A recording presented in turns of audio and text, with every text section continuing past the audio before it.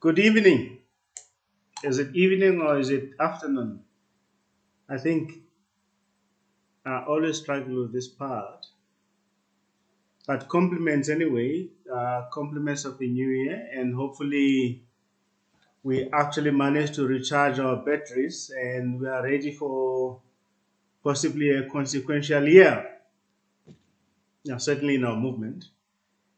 Um, I do think that as a matter of respect, we actually need to acknowledge everyone who's here on time, and then just give a few minutes. Some of the comrades who actually are trying to log in. I mean, I know that Comrade Terry Telana is also struggling somehow, and is actually fundamentally important that he is part of this session here today. But I think I would really like to acknowledge everyone here. In Xhosa, we say kuba khona intaga ezinemilomo entuntu. So effectively, get those ones with a long beak.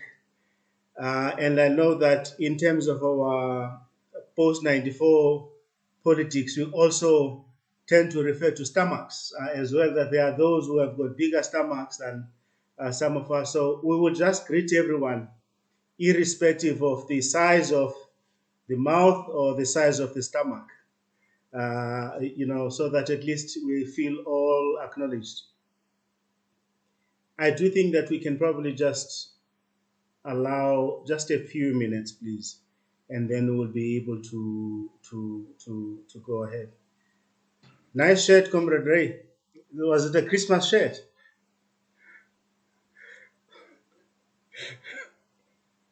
No, no, but that's good. I mean, like it's an acknowledgement, my chief. So it is actually quite important that we do acknowledge progress wherever we see it. And I see umhlongo. Ngathi sibona Yes, inhloko nje kuphela.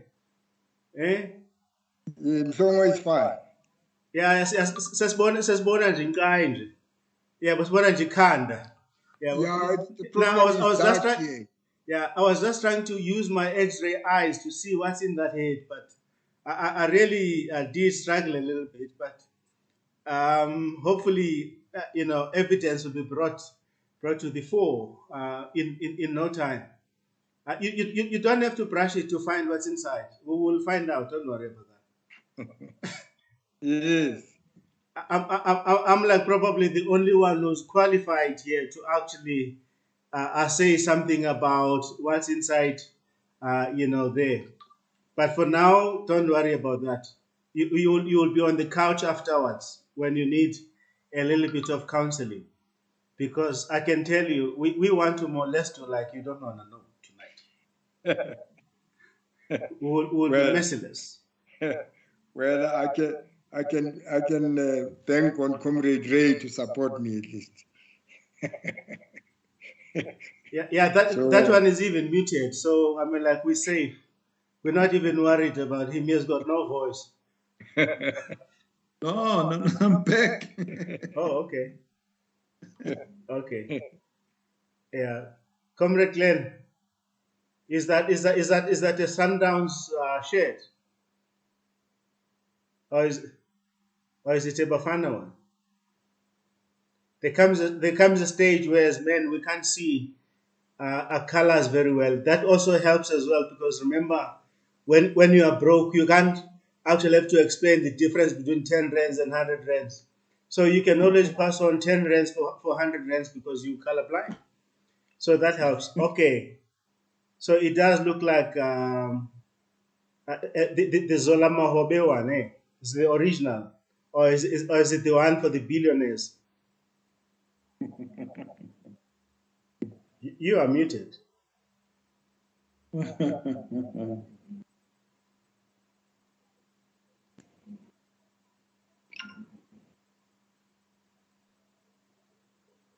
Okay.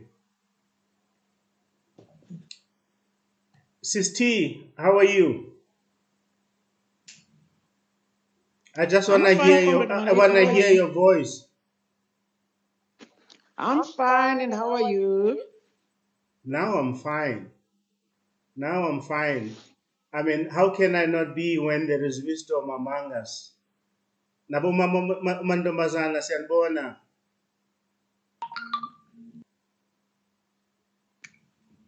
Hello, everybody.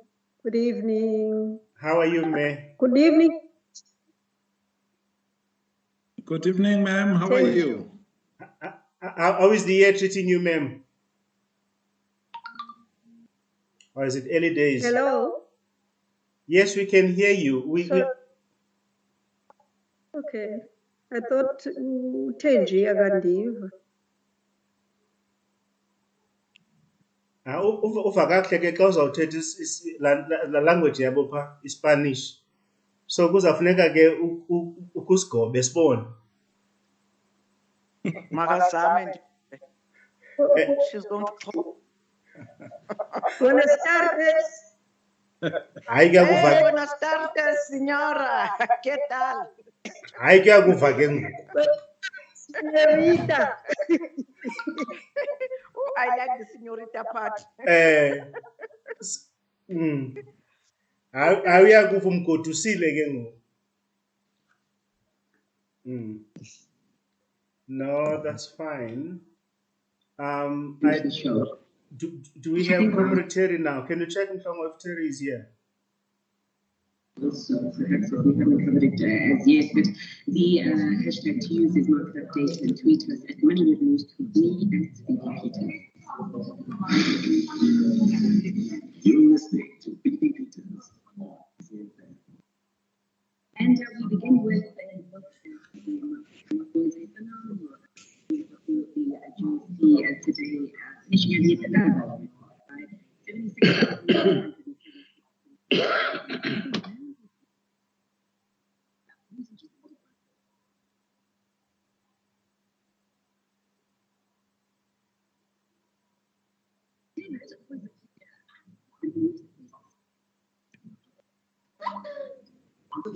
They send you. Please join. They are waiting for you. Okay, please. Bye-bye. If you look at the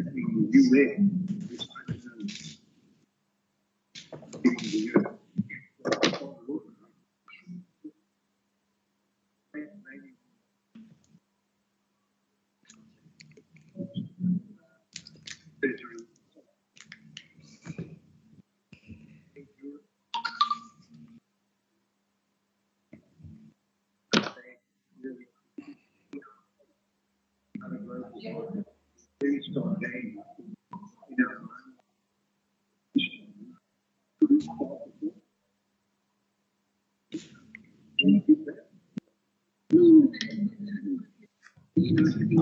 Having their own issues to contend with,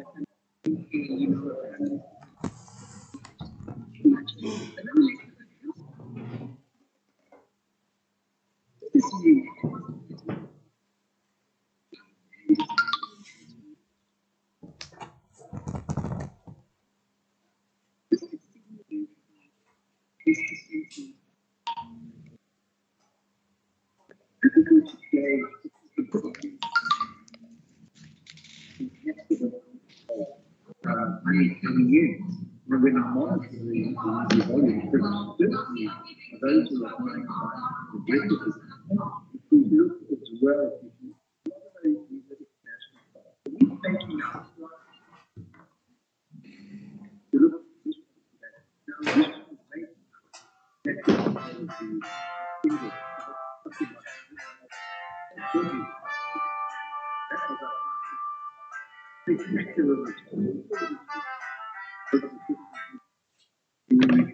Eva. He said he's joining, I don't know. Has he not appeared? I can't see who appears, But he said he got it in his joining. Okay, sure.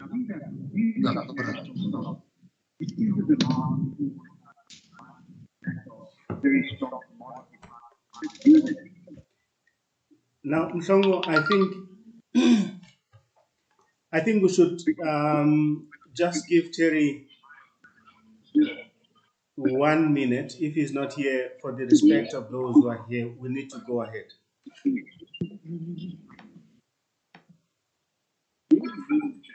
Songo, I think for the respect of those who are here, Yeah, let's start. we probably need to proceed because Yeah, time is fundamentally important. I mean, yeah, let's proceed. yes. So he will actually just get us on the way. Again, I think just by way of rules, if I can ask Comrade Glenn to mute, and anyone who's not muted to actually mute until it is their time to mute. I mean, I can always do that on my side, but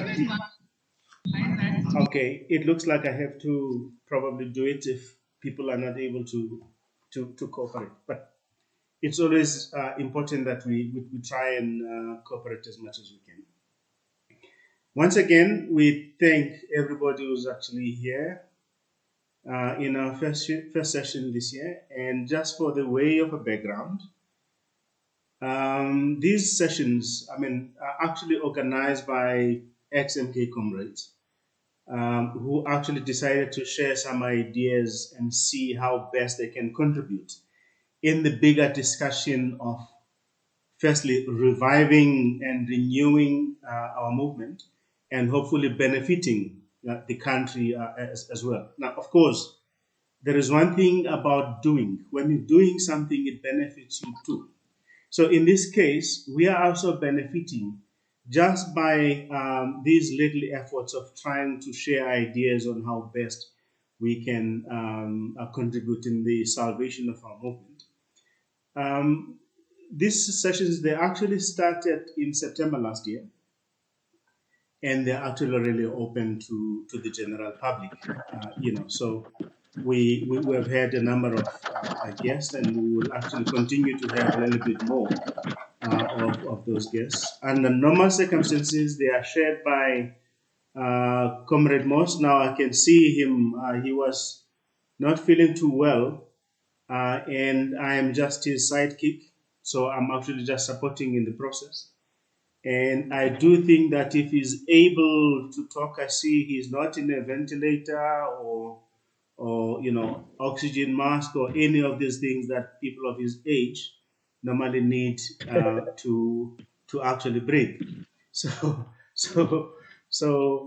Commissar Moss, I compliment my chief and welcome. It's always a pleasure to actually see you up in your feet.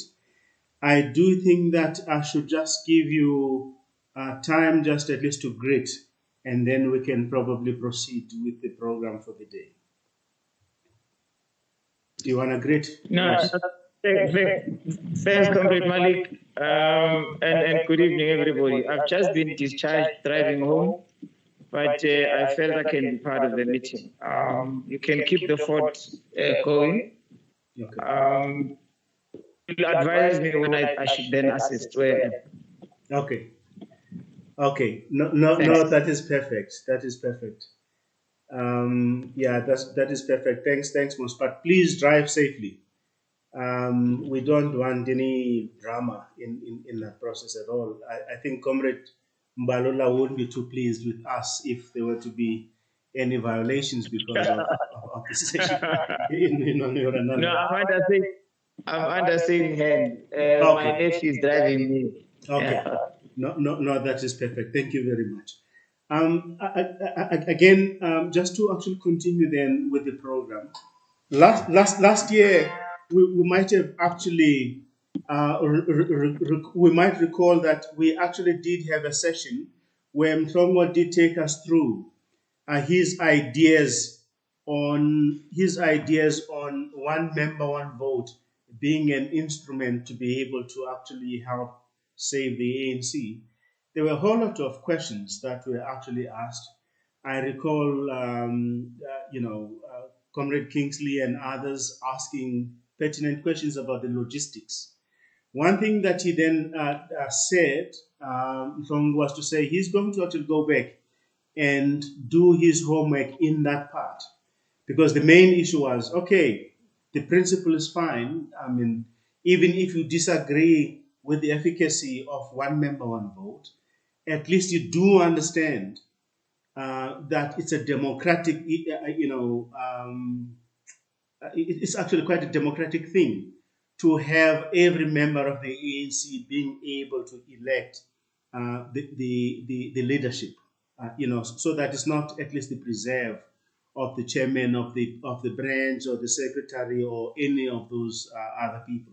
Everyone should be able to do that. Now, the critical question then was, can this be done? And if so, how so?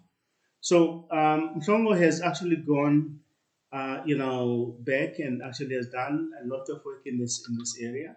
And one of the things then we sought to do was to also invite someone who has been involved in elections.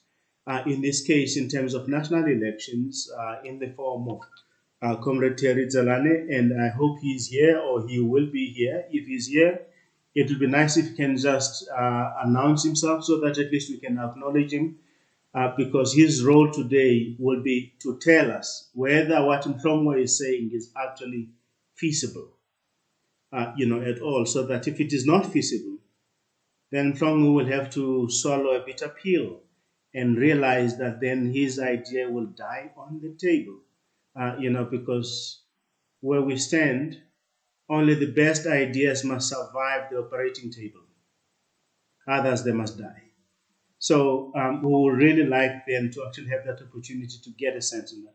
So maybe then I will allow Mhlongo to actually take us through.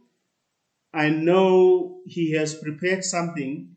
He has actually asked me to put it up. It's in a Word document. We will try and make it available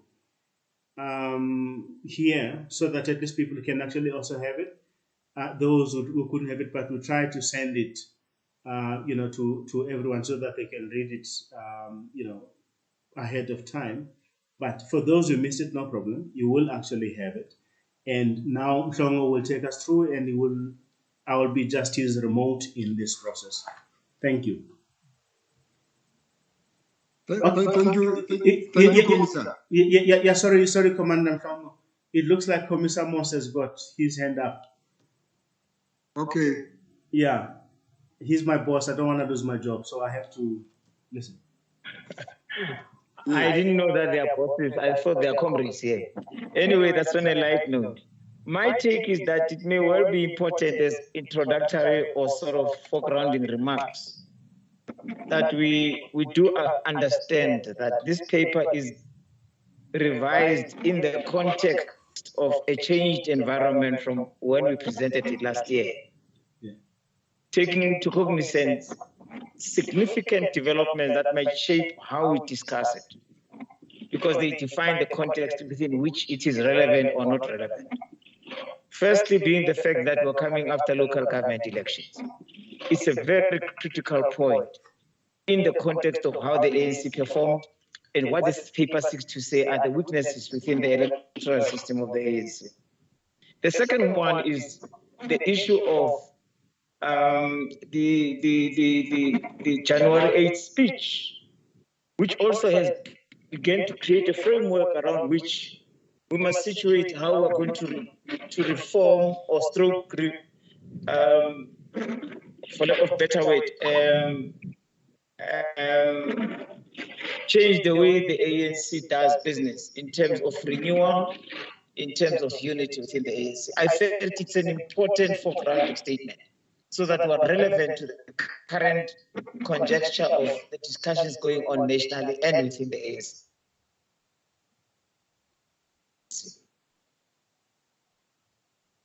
Thank you very much. Thank you very much.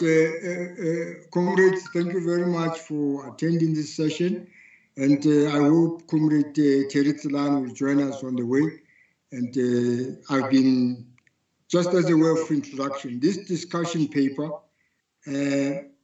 was worked over by at least 6 comrades, including myself, just to make you aware that it's not a one-man show per se. The first draft had to go through several comrades and 2 researchers who corrected some of the things, who clarified some of the things so that some of the things are clear. And the last person, of course, was Comrade Terry, And after Comrade Terry, then it went through to a journalist who's good in marketing, you know, to portray issues. So what I'm trying to say is it's not a one-man show. It's been worked over by 6 other comrades. But thank you very much for attending. We'll go through page by page, discussing each page as we go through it. And where there are questions, of course, we will answer them. And Comrade Terry is around. I've seen his hand. Comrade Terry is around, has joined us. He will also answer some of the questions that might be very technical to clarify the situation. Let's go to the next page, Comrade Commissar Malis. Commissar Malik, let's go to the next page. Okay, sure. Yeah, thanks. I just wanted to actually just start by acknowledging Comrade Terry. Welcome, my chief. Welcome on board. We're looking forward to your insights. Yes, let's just get on with it. Are we able to see the screen? Yes, but it's only first page now. That's fine. That's fine. Yes. Everything always starts with number 1, except in those cases where it starts with 0. Okay, thank you. Thank you. So basically, the main topic is internal reset of the ANC. We believe that the ANC needs an internal reset. You know, in my engineering terms, we would say ANC is plastically deformed, so we need to reset it. So basically, this is the idea behind the introduction. For how much longer can we, as the ANC, remain viable as a party of reckoning? If the findings by the Zondo Commission and the outcome of the 2021 local elections are any indication of the state of ANC health, then we are in the ICU. If we are to survive, if we are to retain our position of leadership for the foreseeable future, at the very least, we dare not risk more of the same. We must acknowledge that our current trajectory is not sustainable. Shine a spotlight on the root of our problem. Take clear steps to remedy it. Rebuild our integrity and regain our moral posture. This is not merely a nice idea. It is our only practical lifeline. Let's go down a bit, Commissar. The root of the problem. The ANC's most fundamental stumbling block is its internal slate-based electoral system. This system is open to manipulation. As a result, vote rigging has become endemic. This disempowers individual members while it simultaneously enables crooks to capture the ANC. And once the ANC is captured, the country is captured, as we have seen in the Zondo Commission. We must therefore take urgent steps to renew the ANC. The proposed solution. The renewal of the ANC is the objective of this proposal. We propose an internal reset with 4 features. 1, replace the current slate system with 1 member, 1 vote electoral system across all structures. This will apply to the process of nominating candidates, to electing representatives, such as an approach will give us a system that is more credible, more democratic, fairer, and more secure. Members will not only nominate the top 5 PEC candidates from inside their own regions, they will identify nominees both from inside their regions and from other regions in their province. Appoint a recognized and integral independent electoral body to preside over our nomination and election processes. Elections without integrity are futile because the integrity of the electoral body is at the heart of these elections. We propose that the Institute of Elections takes this role. The objective here is to prevent undue influence and pressure from being exerted on members by punters. Audit membership records in each region prior to elections. This will be done by, so just a little bit down, a little bit, let me just finish off that sentence, Comrade. Yeah, okay. This will be done jointly by provincial secretaries and independent of elections representatives, you know, this EOE, Institute of Elections representatives, okay? Organizational principles of the renewal of the ANC. The purpose of internal electoral reform is to renew the ANC in the 21st century. The objective is to eliminate gatekeeping, reduce vote rigging. Let's go down a bit. Thank you. Minimize the formation of factions and slates in ANC structures, create greater transparency and accountability, ensure gender parity, and elevate ethical leadership. These are initial steps necessary for cleansing and rescuing and renewing the ANC. Go down a bit. Nominee requirements.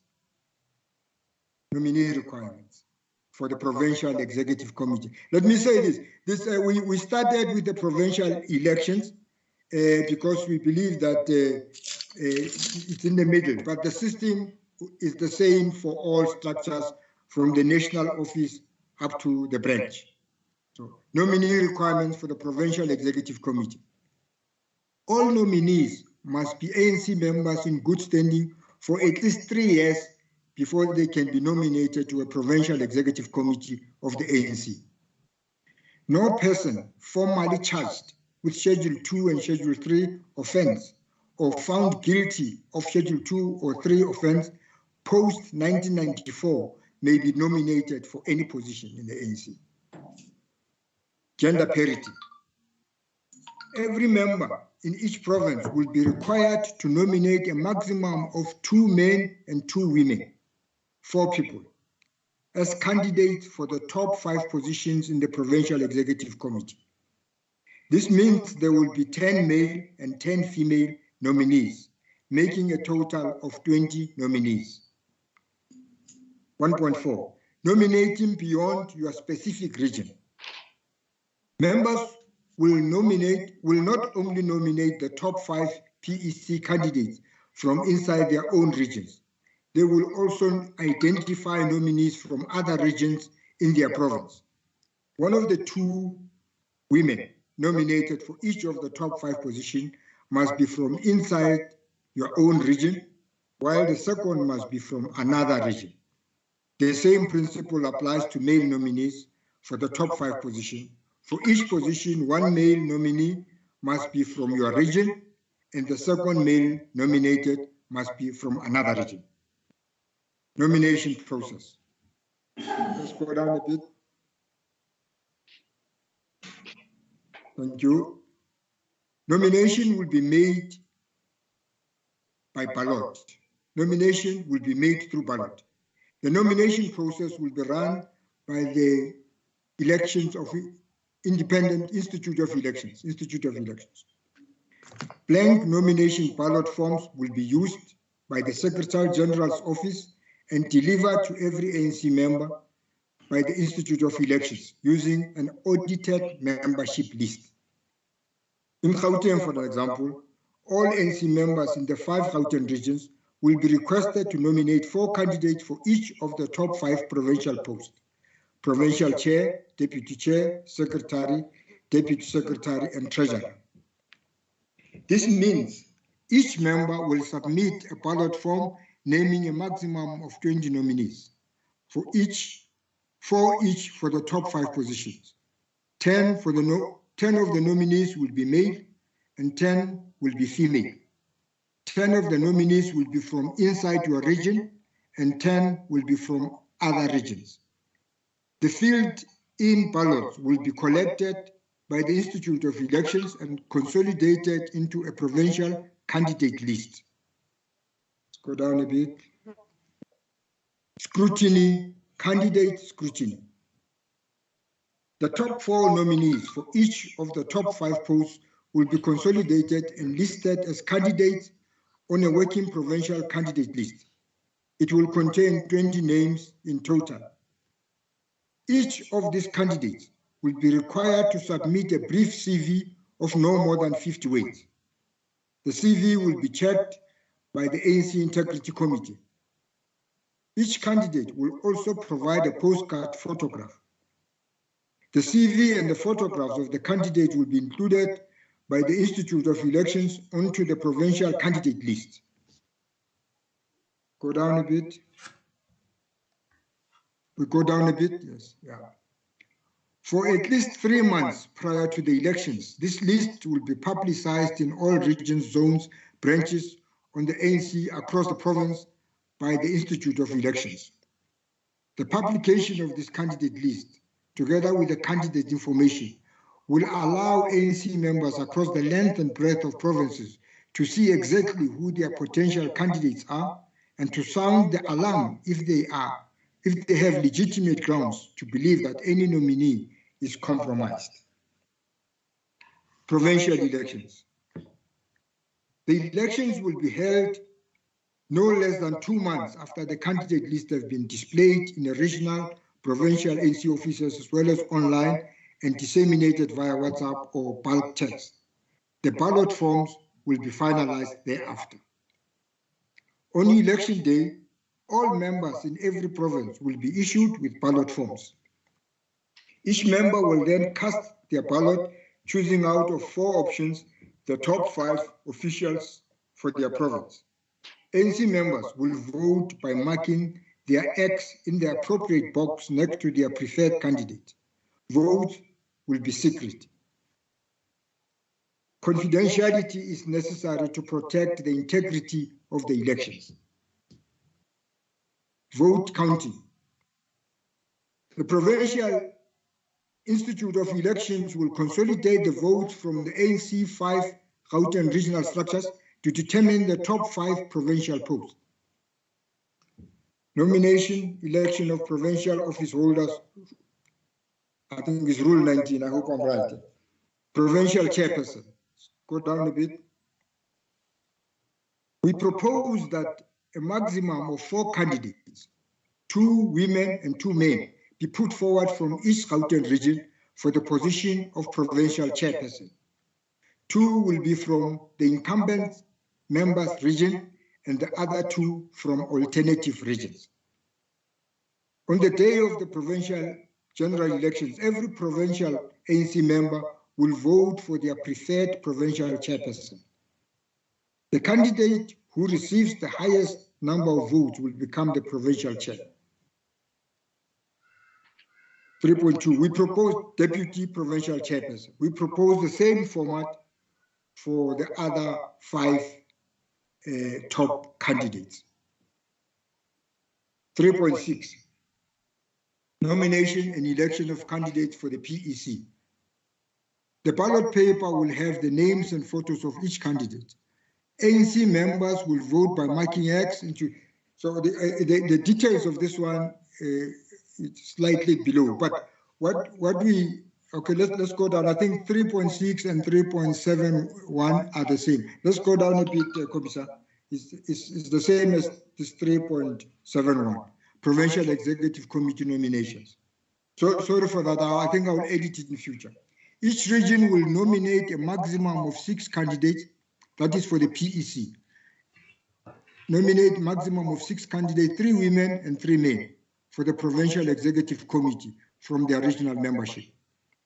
There will be a maximum of 30 candidates on the ballot form for the PEC. The first 25 candidates by vote will become members of the PEC. No person who has been formally charged with Schedule 2 and Schedule 3 offense or has been found guilty of Schedule 2 and Schedule 3. Let's go down a bit, sorry. I don't know what, yeah. Okay, it's all right, it's all right, it's all right, it's all right. Just go up a little bit. Something was hiding. Okay, that's all right, yeah. there will be a maximum of 30 candidates on the ballot form for the PEC. The first 25 candidates by vote will become members of the PEC. No person who has been formally charged with Schedule 2 and Schedule 3 offense or has been found guilty of Schedule 2 and Schedule 3 offense post-1994 may stand for any position in the ANC. A person must be a member in good standing for the ANC for the 3 years before she or he can be nominated to Provincial Executive Committee of the ANC. Now, the Gauteng regions are those regions. So basically, this proposal, just to emphasize, this proposal means that if you are in Tshwane region, you are nominating, you will nominate 2 from your region, a female and a male, and you will nominate the other 2 from other regions. That is from Johannesburg or Ekurhuleni or the other regions. But 2 from your region, your incumbent region, and the other 2 from the other regions. And the key issue is that it must be a male and a female. So we want parity, 50-50. No, parity must be guaranteed from the nomination process. And then from there, then the elections, it will be the members that elect. But the nomination process on our side must be as democratic as possible. I think that's, let's go down a bit for the last page. Yeah, this is, okay, yeah. The Institute of Elections is an independent body. It is proposed that the Institute of Elections will preside over the nomination and election processes. Responsibilities will include provincial secretaries. An Institute of Elections representative will jointly audit membership records in the respective regions before the election process begins, facilitating the nomination process in the regions by sending out nomination ballots to all ANC members in good standing, tallying the nomination results from the regions to determine the 4 candidates for each top 5 position, compiling the regional ballots for the election of the top 5 and the Provincial Executive Committee, presiding over the provincial elections, ensuring that all members in the province receive the ballot forms, ensuring that these are all collected after elections, ensuring the counting process takes place with integrity. Let's go down a bit, the last one. The last point is announcing the results. Yeah, so comrades, today's presentation for now ends here. We do have a sample ballot that we can show, but this is the main gist of the presentation today. We will now allow comments and questions, and the Comrade Terry is around to answer some of the questions. Thank you, Commissioner Mali. Okay, no, thanks, Mhlongo. I do think that maybe the first starting point should be to allow Comrade Terry to react to that, just to actually just let us know whether that is feasible or not. And of course, there are probably loads of questions still. I mean, I do have some of those questions, on my side, but we'll actually open up the session just for exchange. But I do think that it might actually help us to actually just hear Comrade Terry Zelane's take on that, and then we can take it from there. Over to you, Comrade Terry. Thank you very much, Comrade Malik, and all other comrades who are a part of this conversation. I'm going to cover 5 key areas very quickly. The first aspect is that of the credentials, the second being the nomination, the third being the vetting of candidates, the fourth being the publication of candidate lists with their biographies, and the fifth actually being the objection process, and the last one, the sixth actually, being the voting process. So, following on what Comrade Omri was saying, obviously, in order for the process to be very legitimate, it is important that we make a determination in terms of eligibility of those people who are participating. That is in terms of membership. The only way that we can be able to do that is to be able to do an audit based on professional auditing principles, detailed statistical analysis, and also using election administration principles. This is the only way that we can be able to determine what we call the credentials. So there will be a need to have, again, what we call the credentials committee that will be able to check as to whether, firstly, those who are participating in the process are eligible to participate in the process, and secondly, those who will be nominated, whether they actually qualify in terms of the criteria that Comrade Omri was referring to earlier on. The second aspect is that of nomination process. Of course, we've got to try to minimize irregularities as much as possible, and only to make sure, and to make sure that only those who qualify to participate in the process do participate as candidates. In other words, whether those people meet minimum requirements as stipulated earlier on by Comrade Omri. And then the last aspect of the nomination is to make sure that no undue influence is exerted on those people who will be participating in the process. The third area that I referred to is that of vetting of candidates. I have suggested that we've got to make sure that the candidates that will be participating meet the minimum requirements. And then Comrade Omri has mentioned some of the aspects, but I know that in other documents, particularly those from Strategic Dialogue Group, they also have got certain requirements for a person to qualify as a candidate. Now, all these aspects should be taken in consideration by that credentials committee to vet basically the candidates. And then also to be able to establish as to whether there is compliance with the criteria that would have been agreed to, and whether the candidates that are there really do qualify and are eligible to participate in the process. The fourth aspect that I said I was going to be focusing on is that of publication of candidate list with biographies. This would have to be done, firstly, online. People must be able to reach this information. And in fact, I think for the whole election process, a website that is linked to that of the organization could actually be established, but to focus only on the elections, and also to look at the candidates, their biographies, and the photos that will be there. And then, because not everybody has got access to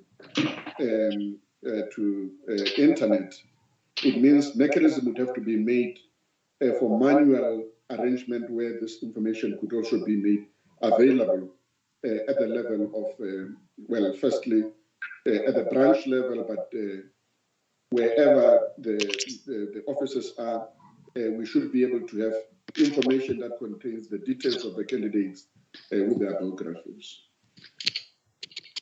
The fifth aspect is that of the objection process. Now, this whole process of the elections in the manner that it is recommended would require that we have a process through which we can allow people to be able to raise issues at every level. Firstly, during the credentials, which basically deals largely with the membership, people must be able to, or comrades at a branch level or any level, should be able to raise objections about the credentials of people who would have been included in the voters' roll. The second aspect that has got to deal with objections should be through the nomination process. In other words, again, everybody must be able to object to the candidature of any of the people who will be contesting the elections if those people do not meet the minimum requirements. There must also be an objection to vetting, assuming that after vetting has been done, there are people who are dissatisfied with the process. They must be given an opportunity.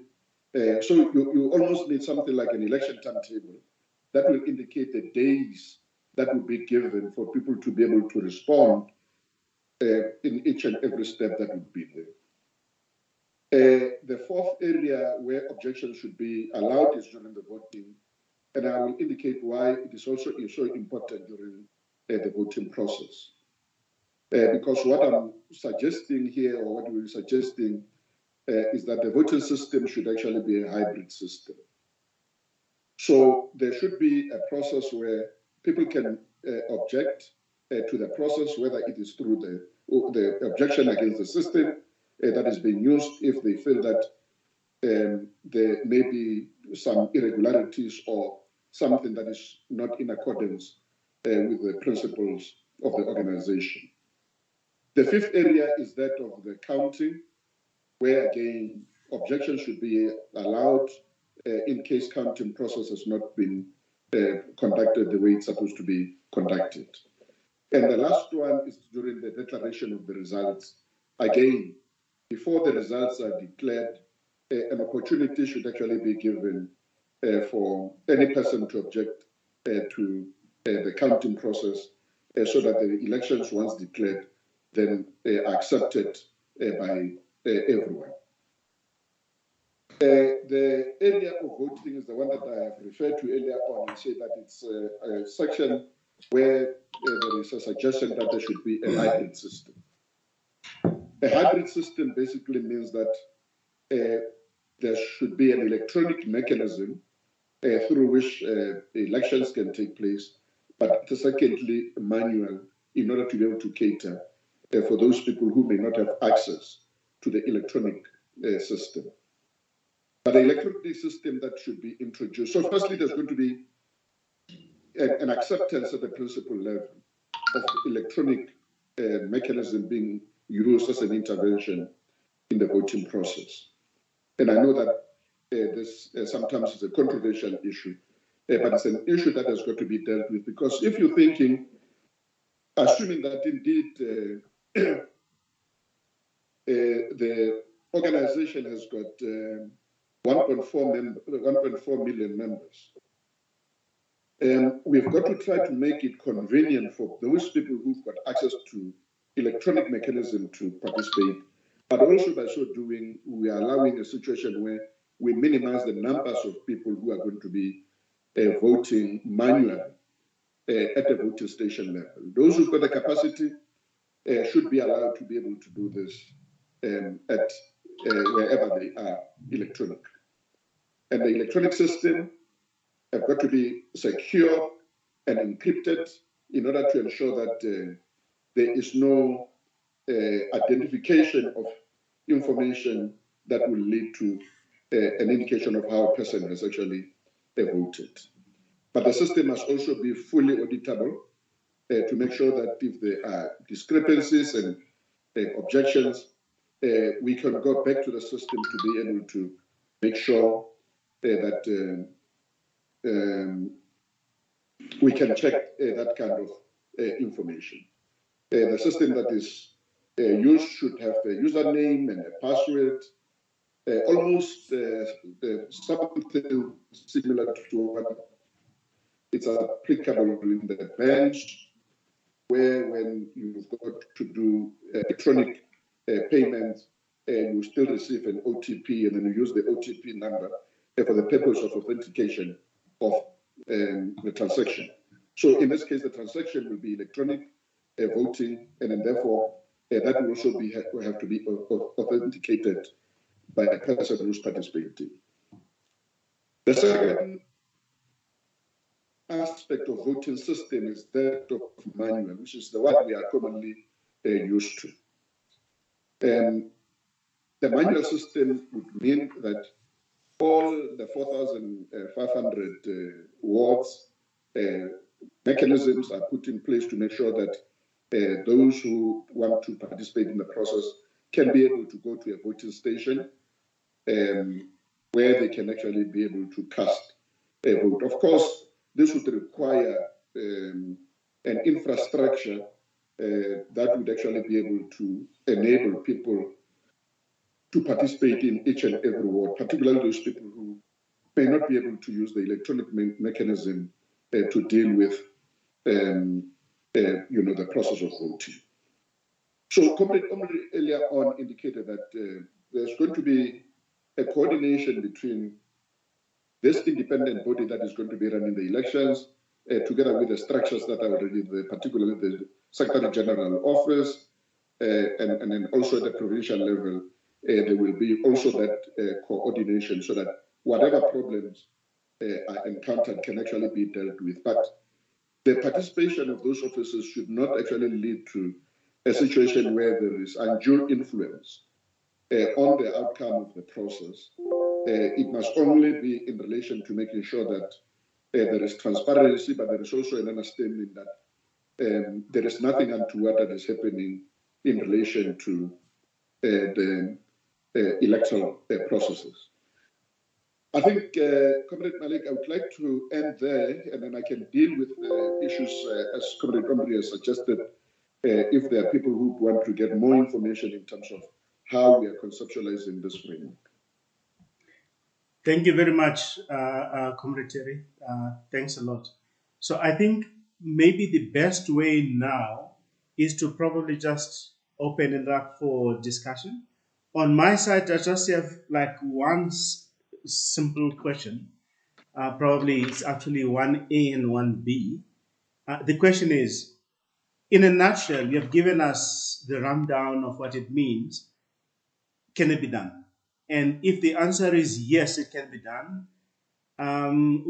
In terms of timelines, we are in January now. The ANC is staring at elections, in December, but it's actually busy with elections right now in the branches. So timing is actually quite a critical aspect of what we're talking about, because if you want to save something, time will always be critical. So my question to you is, having listened to you saying all the wonderful things that you've said, can it be done? If the answer is yes, how long in time estimates roughly? You don't have to be accurate, really. I'm asking you to actually just look at the crystal ball, so to speak. And then, of course, everybody else will be allowed to ask whatever question or give whatever input, and crucify Omri if we can.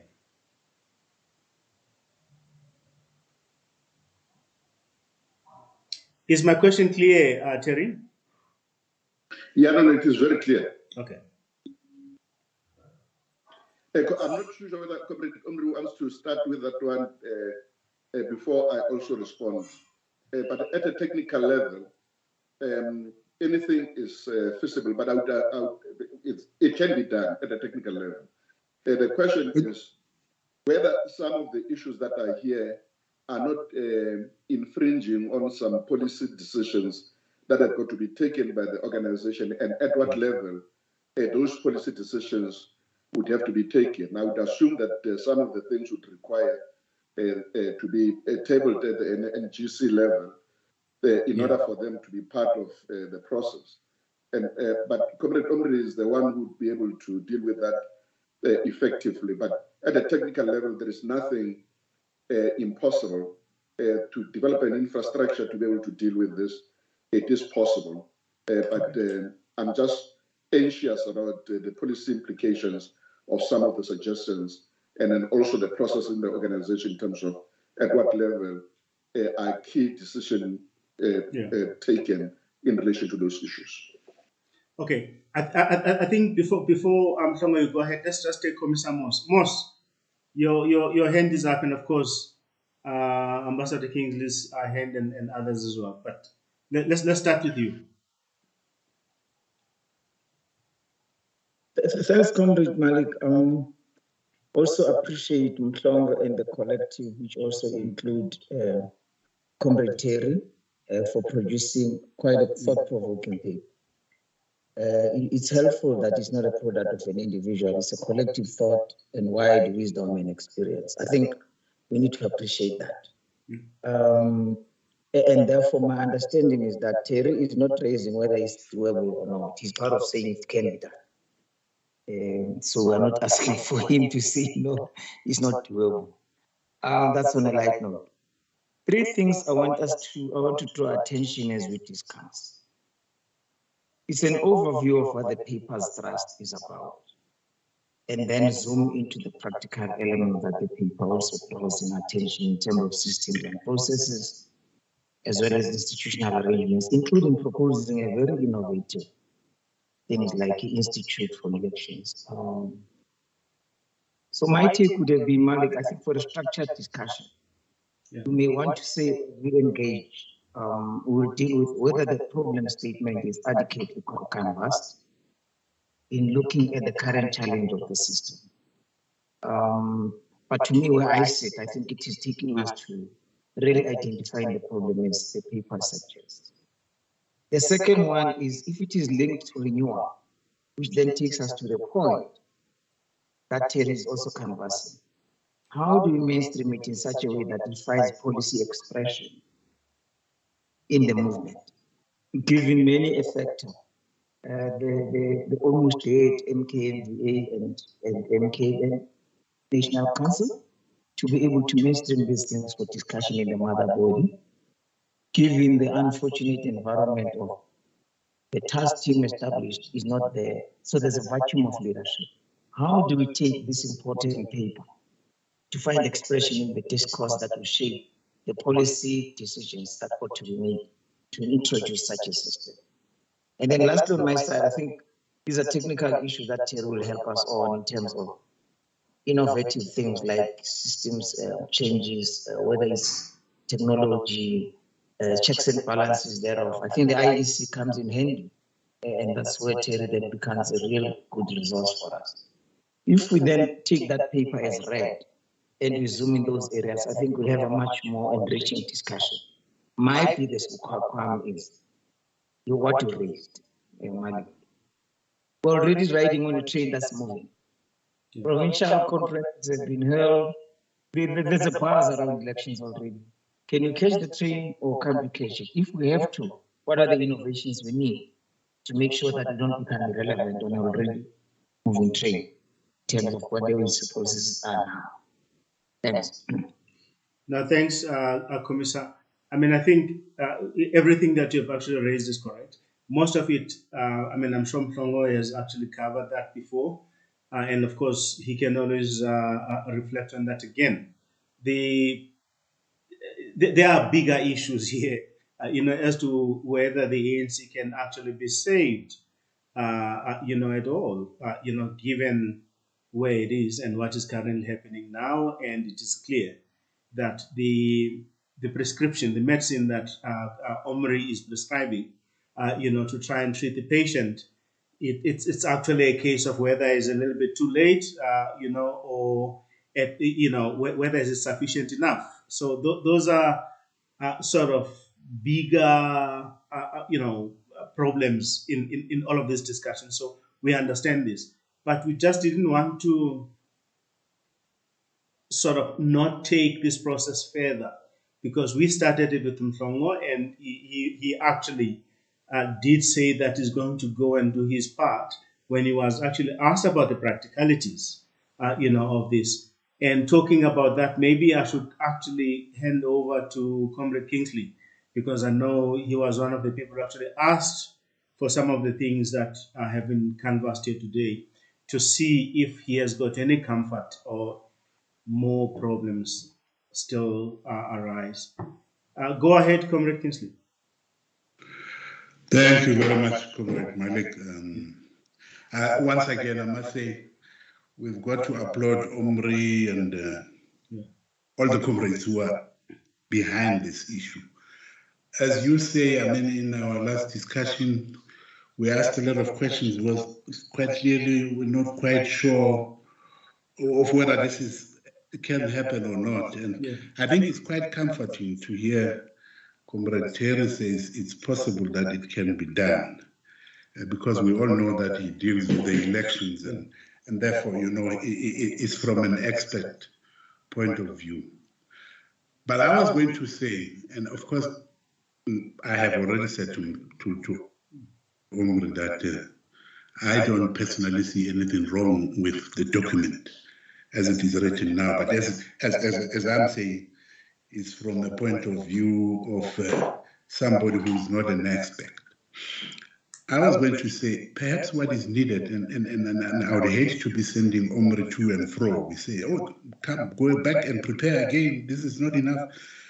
But if this remember that the idea is to win over, and not just us here, but many other people. The paper would have to be very convincing in that regard.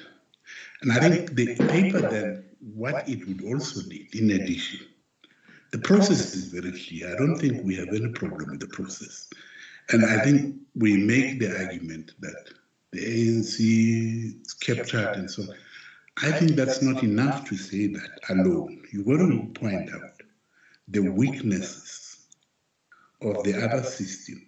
If you say that system is open to corruption, maybe let's point a little bit more of argumentative presentation of why we should be opting for this. Remember, you shouldn't be, Comrade Malik, be answering that, asking that question that says, can it be done? I think the paper itself, by being argumentative, by being analytical in that sense, and by comparing what has been a failure to what we think is the right thing, should answer those questions. So, having agreed and accepted that this process seems to be faultless, why don't we get somebody, perhaps like Comrade Terry or somebody else, who makes this kind of arguments and say, look, this system is good and it has worked. We could even add to that kind of analysis countries where we have seen this happen. And then you then present this. And I'm just saying you need to have some kind of argument to present the case. Having said that, also the next question I was not quite clear of is, and this is just a question of asking, if we say there is going to be the IOE, who appoints this? Is it the Office of the Secretary General, or does it also go through a process? I think Comrade Cherry was talking about integrity. Does it go? Who then appoints the IOE? And also, if we say there are other committees, the Credentials Committee and so on, will those now be, and this is the third question, part of the IOE, or the Credentials Committee then becomes a separate committee from the IOE, or the overall body becomes the IOE? I hope I'm not, that the questions are clear. It can sound very confusing. Thank you very much. Okay. No, thanks, Glenn, let's take your question and then we go back to Omri. Comrade Glenn, go ahead. You are muted.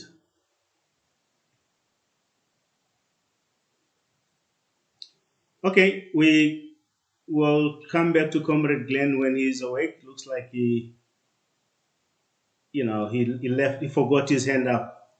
So, Omri, do you want to react firstly to what Comrade Terry said? And then, of course, you've got, as you would have expected, loads of questions. Yes, thank you, Commissioner. Basically, the procedures in my mind, the policy procedures in the ANC is that these proposals must be placed on the branches, and then from the branches, when the branches adopt these proposals, and then the branch can take it to the zone, and from the zone to the region, the province, and the province NGC. Now, this process, of course, can be done quickly in some cases. I'm sorry that my battery is dying this time. I don't know why I did this. My battery is dying, so let me just connect quickly. No, that's fine. While you're busy with that, we'll probably just. Yes. I've connected the battery. Sorry. Oh, okay. What I'm saying is that the branches must adopt it. So what I expect from the comrades in this forum at the moment, all the comrades in this forum, I expect that if they agree with these proposals, each one of them will go to his or her branch to place this proposal on the table, the next meeting in the branch, for adoption, if they agree with it. And if they manage to convince their branches, all the comrades in this forum, if they manage to convince their branches and their branches adopt this, then it can be taken to the zone in their respective areas. Those who are in the Western Cape should be in the Western Cape, those who are in Northwest, in the Northwest, those who are in the Eastern Cape, in the Eastern Cape, KZN, Gauteng, just like that. So it is my belief that it's doable, it can be done, if we believe it is the way to go. But if we are doubtful, we're still not sure about it, then we can't mobilize our branches for it because we're not sure about it. But if we're sure about it, the members of this forum at the moment, the people who are in this forum at the moment, they all live in an area where there's a branch. And all they need to do is to convince that branch where they live about the proposal. And the proposal will be done, will be followed and be done. So briefly, it can be done, Commissar Malik, but you have to follow procedures. You have to follow procedures, ANC procedures. Thank you very much. Okay, thanks, Mhlong. Glenn, I see now you keep coming live. Do you want to go live now? Thank you, Comrade. Okay. There are a few greetings, comrades. The first time that I'm joining you, a lot has happened in the past. I'll catch up on the way. That's okay. Issues probably from my vantage side I have identified, but I think the critical one, that is the one that I'd like to maybe stay on, and is the one that Comrade Moss has raised.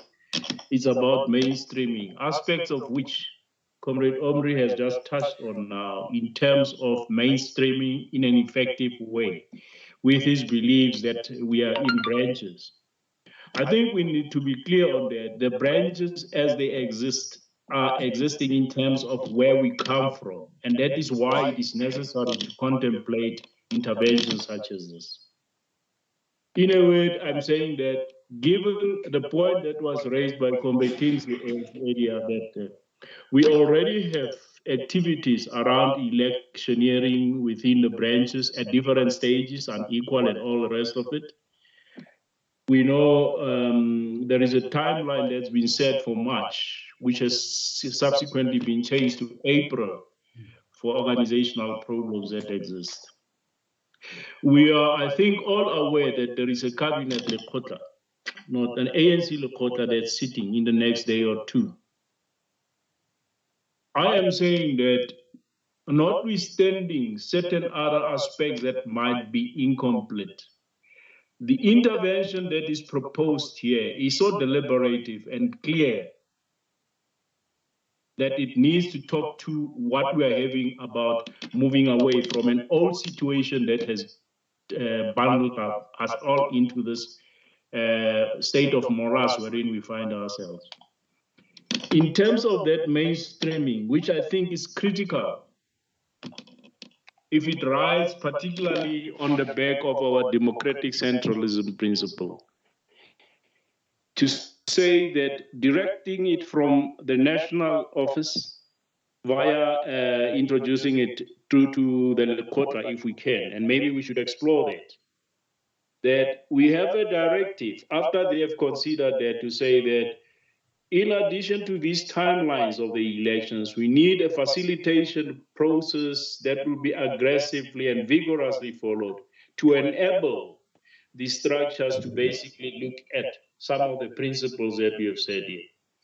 It is something that is arguable to say that although there might be some loose ends, for example, how do we handle what we say is this transparency process? Extent to which we go around lobbying by people that are interested, so that there is that igniting animation of members towards certain candidates. At the same time, finding ways practically to control what we say undue influence. How do we see that happening? Those are some of the peripheral issues that I indicated earlier are bothering me. But at the center of this proposal is a requirement that maybe some boldness that takes us directly to the national leadership to say that this is what we are looking at. We are bringing it here, although it is still an incomplete document. We are bringing it here because it covers in large part what we believe are considerations that should be implemented and maybe immediately mainstreamed into the activities currently taking place. That will take care of a lot of the problems that I think are not feasible. If we go to say that we need to lobby the branches, that is ideal in an ANC that works properly at structural level. And I make bold to say that that is not the case. My experience, not only in my branch, but with exchanges with several people from outside my region as well, within Gauteng, also experience the same problems.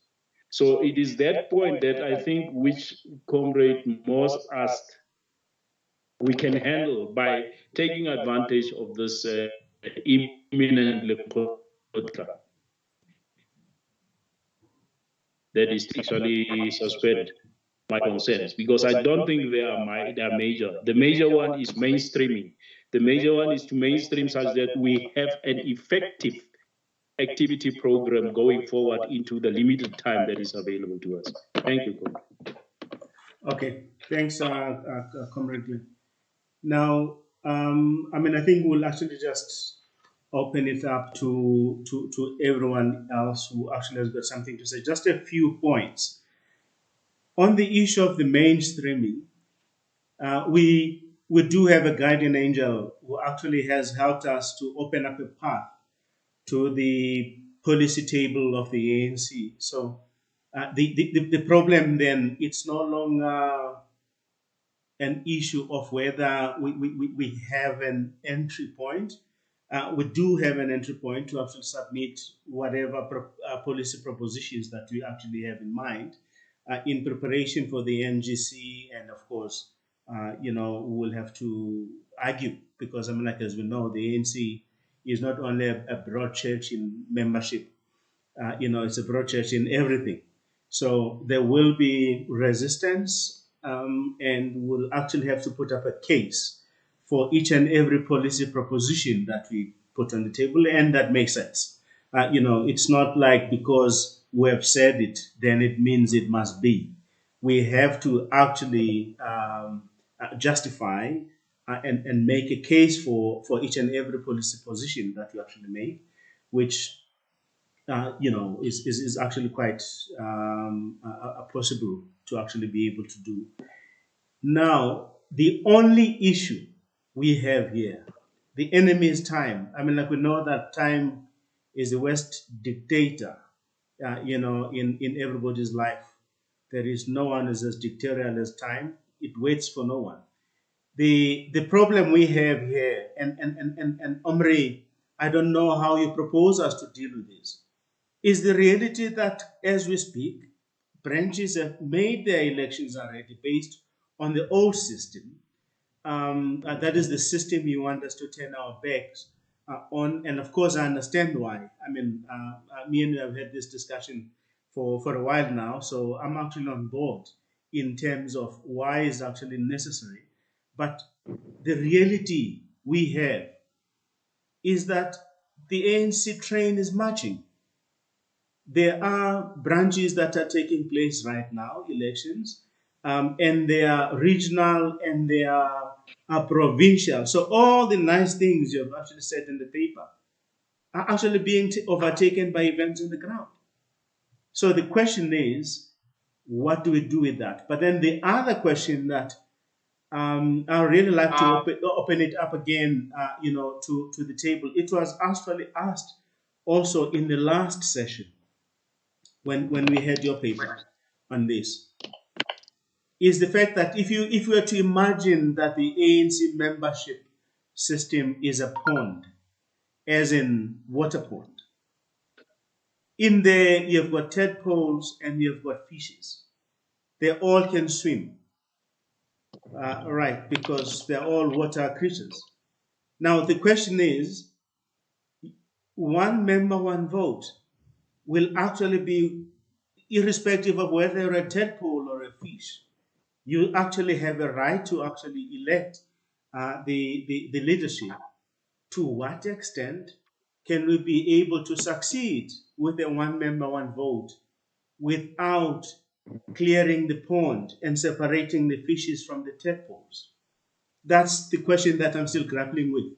To actually say, can we really, look at this finally and say, because the reality is that if we've got more tadpoles than fishes in the pond, you're going to have tadpoles for leadership. So that's just the reality, because it's a case of not only the quality but the quantity. So, but I understand, when everything is actually done. But how do we separate who is who? How do we clean the pond? That's the question. Maybe we can hear a new voice that's like someone I love and respect quite a lot as well. Dr. Kulumbata, welcome. How are you, my big brother?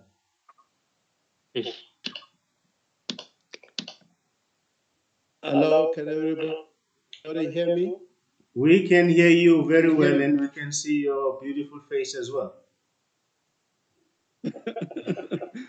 No, thank you, Comrade Chair, Comrade Malik, and thanks for the, I don't know how to define what has been presented.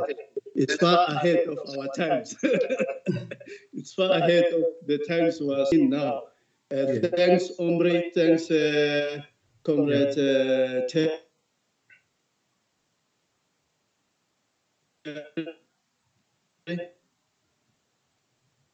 You are electoral exit.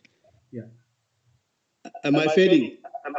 Yes, we're struggling to hear you, but it looks like you might be back, and we can only see one side of your cheek. But that's okay. Okay. Now we can, yes. Yeah. Okay. So now I was saying that's a good presentation, but I won't speak to the document because I'm not the expert, but I can see that this is a revolutionary proposal. And if it's change of policy, is to change the image of the ANC as we know it. And if it is that, and if we accept that is, then I would agree with the comments that have been made. First, Comrade Chair, what you said, time schedule. Does a time schedule allow us to effect these changes? It's a valid question. Two, what Comrade Kingsley raised, we must have an overview, like Comrade Bulela, welcome back, Comrade Bulela. What you said is important. That we need an overview of what has been. Like Kingsley said, this document or a separate paper must speak to the weaknesses that have been found in the current and previous system that is being used to elect leaders in the ANC. We must speak to that very deeply and very harshly so that we are able to introduce this new proposal, which is, like I said, characterize it as very, very revolutionary because it can change what the ANC is all about. And when people see such change coming, they collect their swords and everything to defend themselves. And then, in addition to pointing out at the weaknesses of what we have had before, to argue very strongly that what is being proposed aligns with the constitution of the country, because the main contestation has been what comes first, ANC or the constitution of the country. We must align whatever we're proposing to the constitution and the electoral law of the country. And therefore, in whatever we are proposing in terms of structures or how leadership should be elected, it must also speak to how the country is divided constitutionally in terms of wards, in terms of leadership in the country. I'm saying that because the constitution of the ANC prior 94, before, the last one of 1958, it spoke to the provinces that existed in the country. And that's why we had president generals in the ANC, then we have provincial presidents of the ANC. It was in alignment with what existed then. Lastly, so that I'm not long, it's correct what Comrade Jen said. You see, you can't take this to the branches. Comrade Omri, you can't take this such revolutionary proposal to the branches that you are not in control of. It's absolutely no go. So as a way forward, I propose that if this document, well, it's urgent, comrade, I'm not sure if we can make it, but we can make it as it has been said. The train is already moving. Branches and provinces are here today that Justice Minister has endorsed Comrade President as the ANC leader. So the train is moving. What I'm trying to say is, we need to take this document. If the Veterans League of the ANC cannot in an urgently convened meeting adopt this, and it is the one that takes it to the NEC for adoption, for discussion, because it is only the ANC that can then say, if we agree to this, we must then involve the branches. But the other way around, to start with the branches, is a no-go, because I don't think it can breathe. But another proposal, in addition to this, you need to utilize the former presidents, Comrade Kgalema Motlanthe and Comrade Thabo Mbeki. You need to take them into confidence so that, because they are ex-officio members, they can raise such matters to the highest body of the ANC without without compromising any of their positions. Thank you, comrades. Thanks, Doc. Thank you very much. Thanks for that. Commissar Mujaki, go ahead, my leader.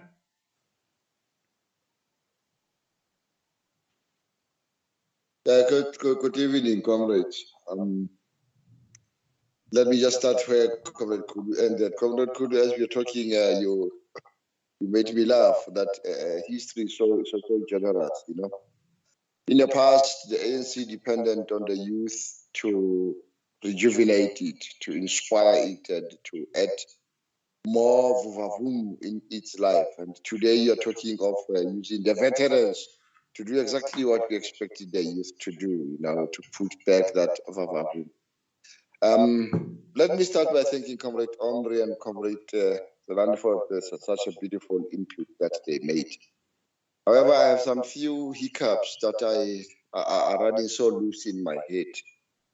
The first one on the aspect of one man, one vote as proposed by Comrade Omri. I see the floating of democratic principles as are known and practiced in the world today. And I simply don't agree with that. But my question then will be, if you talk of one man, one vote, that individuals will have to come up with the names of candidates. And in the same vein, you are now limiting the focus or the scope of those individual members to two people per branch or per region, as you say. How open is that system of one man, one vote, and how plausible it is in a situation where we have serious structural problems within the ANC itself, and notwithstanding in the country itself. But because you're talking about the ANC, that you've got branches that are dysfunctional in principle. You've got leaders without political consciousness in principle. How are we envisaging this particular system to be implemented by a Sikh organization like ours, with very, very compromised doctors that are supposed to heal it? By doctors here, I'm referring to the leaders that are there in our branches, in our regions, in our provinces, and especially in our National Executive Committee. The feasibility and possibility of us implementing this one man, one vote. One, is it not going to be clouded by names that will be coming from individuals? And if no, we are going to have a group of names to come up with. Are we not infringing on the democratic right of individuals to elect people on that particular platform? I will come back in a few minutes again on my follow-up question. Thank you. Great stuff. Thanks, Comrade Christian. Any other hand?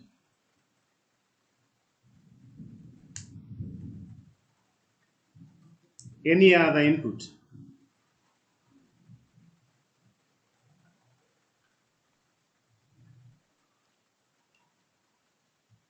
ISST, you can go ahead. Thank you, Comrade Malik, and thank you to the presenters. I'm not going to be raising any substantial point here.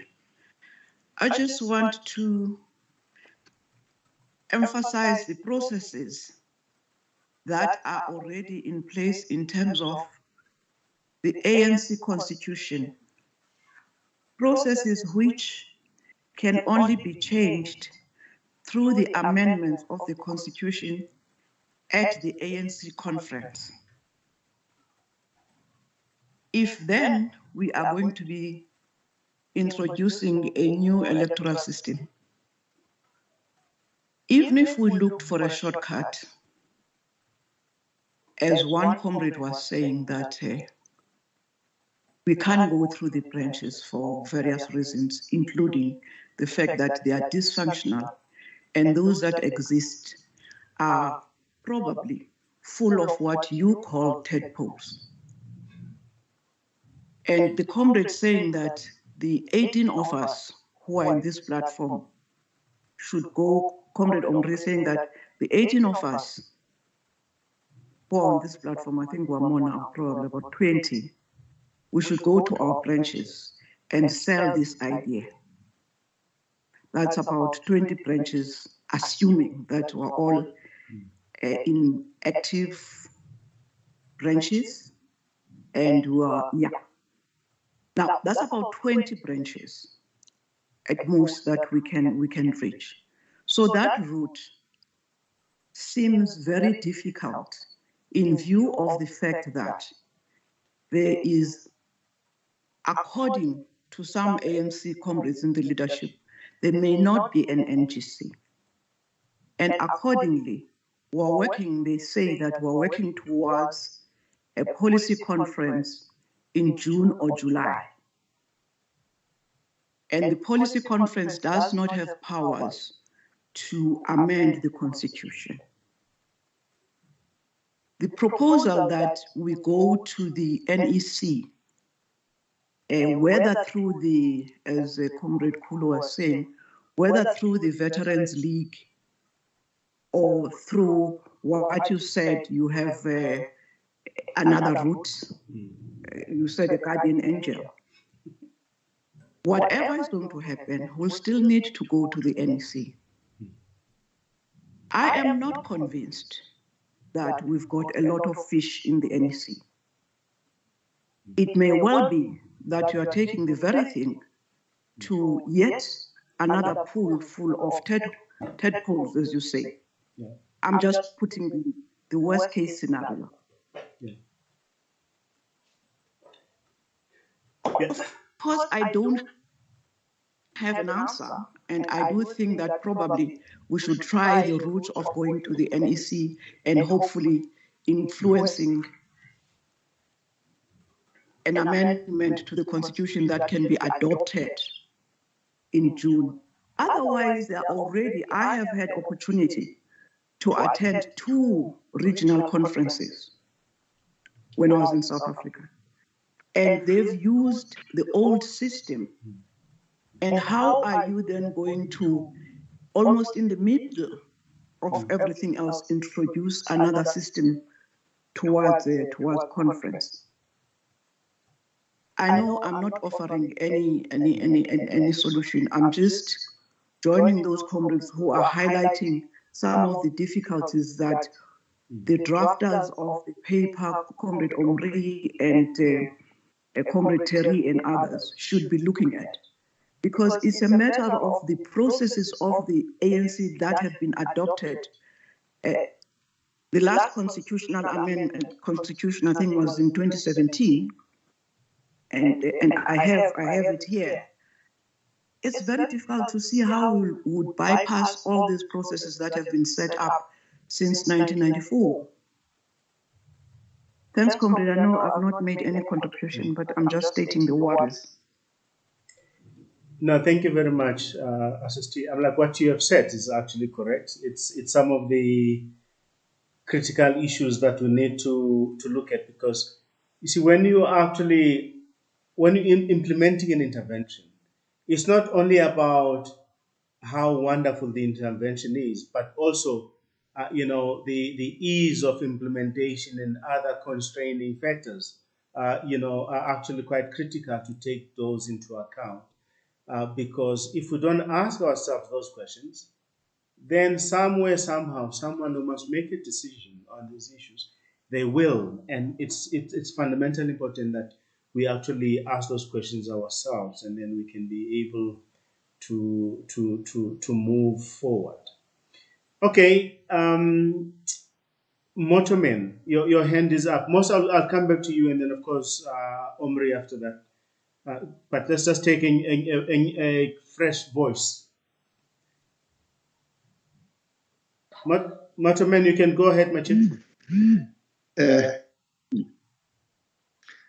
Good evening, leadership. Good evening to you. Very interesting.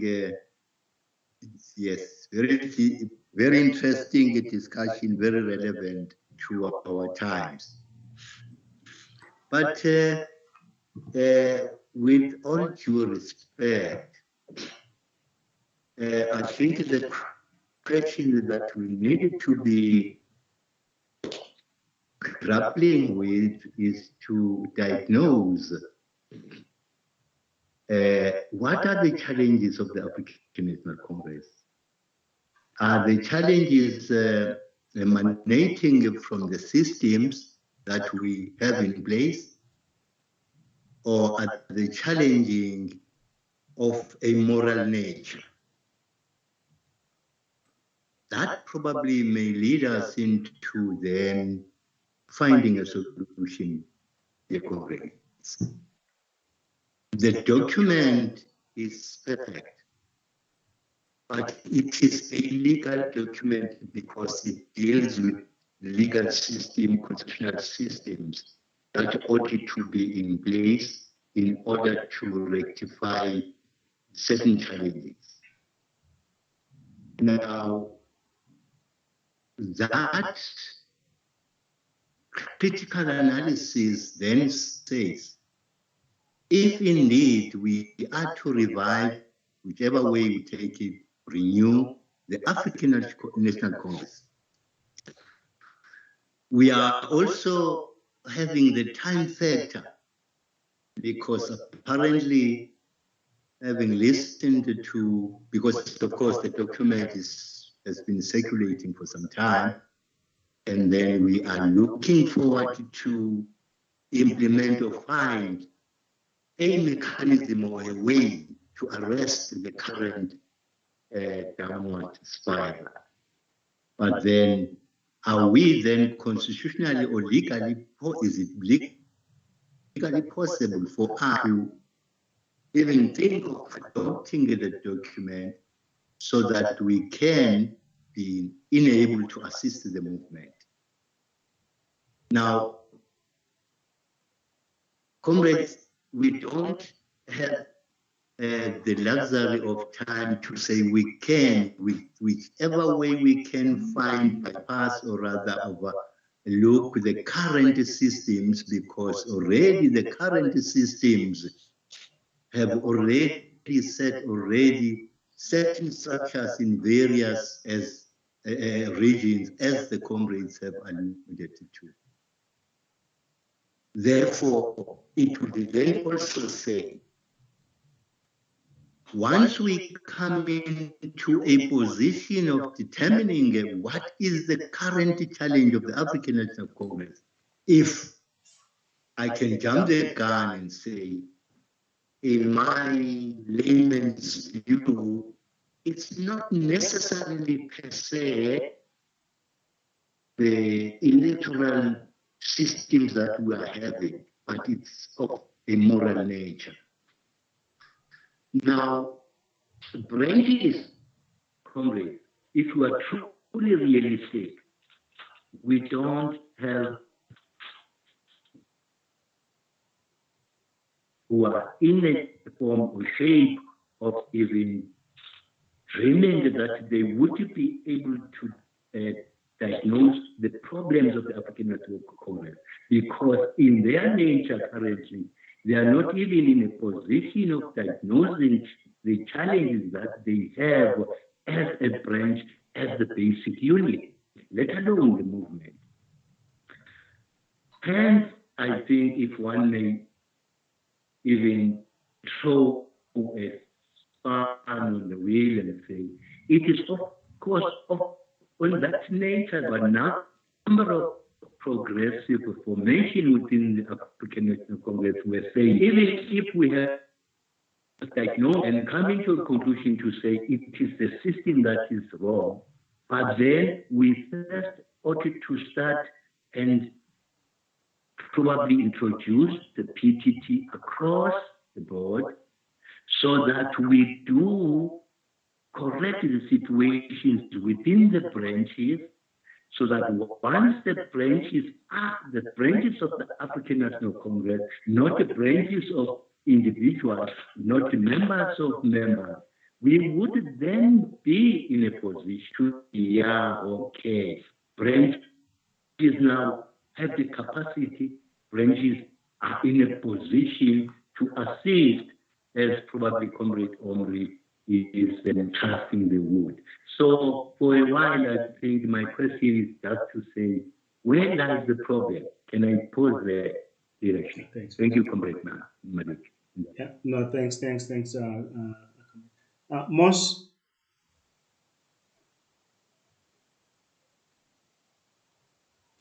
Moss, your hand is up. Sure. Go ahead. Am I audible? Yes, you are. Yes. Am I audible? Shoot, my chief. Hello. Reconnaissance by fire. Go ahead.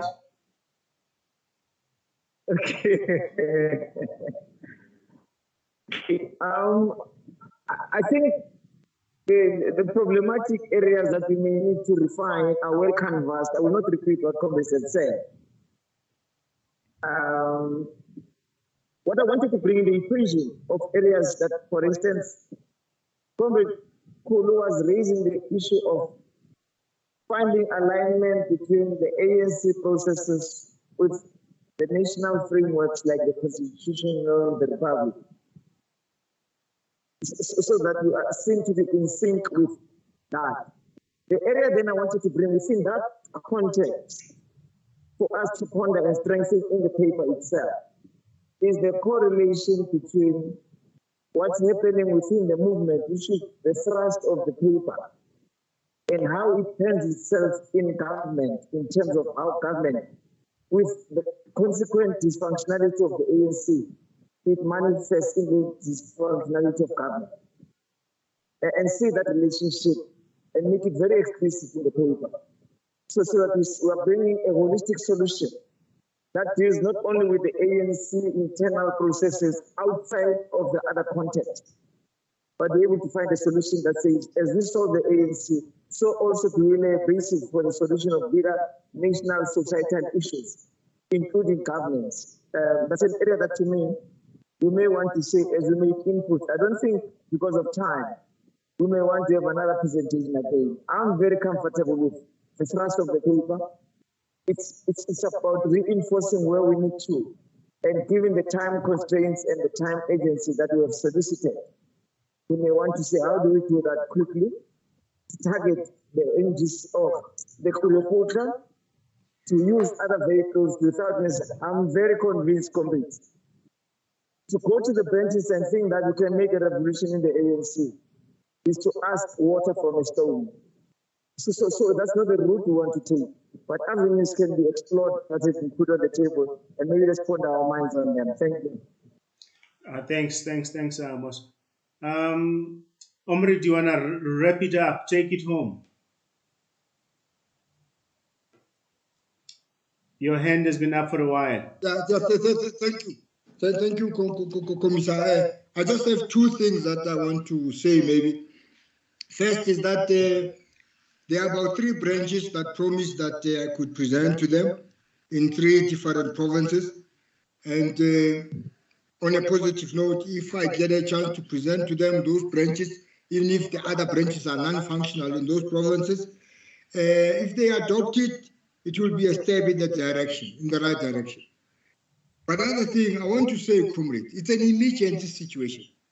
You know, when you say we'll have to wait until the next conference to change it, it's all right, but it means waiting for ANC to lose elections. So this is what you must understand. So when you are saying we must wait for the next opportunity, next conference to change it, it's all right, but understand it in parallel.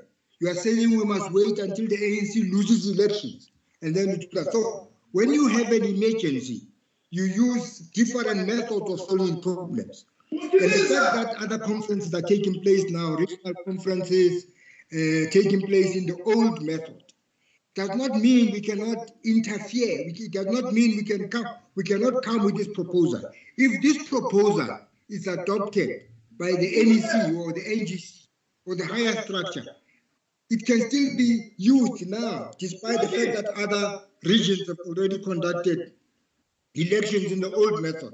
What I'm saying, let's intercept a wrong decision. If we are going to the grave and you say, no, I might as well just die, and then after I'm dead, then we will change the laws and change. It doesn't work that way.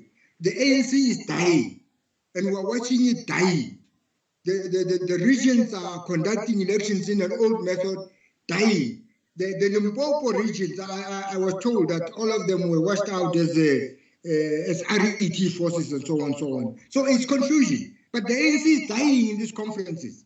Now we are saying we must wait until we get a chance to go to the conference. But I am saying to you, technically what you are saying, you must wait until the ANC loses elections, and after it has lost elections, and only then will you recover it. So if that is what the thinking is all about, it's all right. Let's leave it to lose elections, and you will recover it after, because you are scared of interfering with regional conferences. You are scared of interfering with zonal conferences at the moment. You want to wait for that day when the resolution has been adopted in an ANC conference. I'm afraid it's an emergency situation. But I'll leave it at there. So all I can say is that we must accept when the ANC loses elections in 2024. We must know why. And we must not say we were not aware. That's all I can say up to now. Thank you. Yeah, thanks, Omri. Just to correct you on one thing, I think you probably misunderstanding the inputs. Everyone here wants wants this to be heard by the relevant powers, but the reality is that we're not in control. So the ANC has got its own processes, and we're busy exploring the right way of actually intervening in those processes given time. But there are certain realities that we need to take into account. Maybe let's, Comrade Terry, your hand was up. Is it still up? Yeah, I wanted to say, thank you very much, Comrade Malik. I wanted to say that my understanding of the conversation here is that I think we all agreed in terms of, or we gravitated into one position, and that position is that it is urgent that this issue should be dealt with. Now, the question was, should we take a long way of going through the branches, or should we take the matter to the NEC Lekgotla? And I understood the majority of people saying, yes, we may still continue with the branches that we can talk to, but the immediate aspect appears to be to take the issue to NEC Lekgotla in order to make this a national debate in the movement.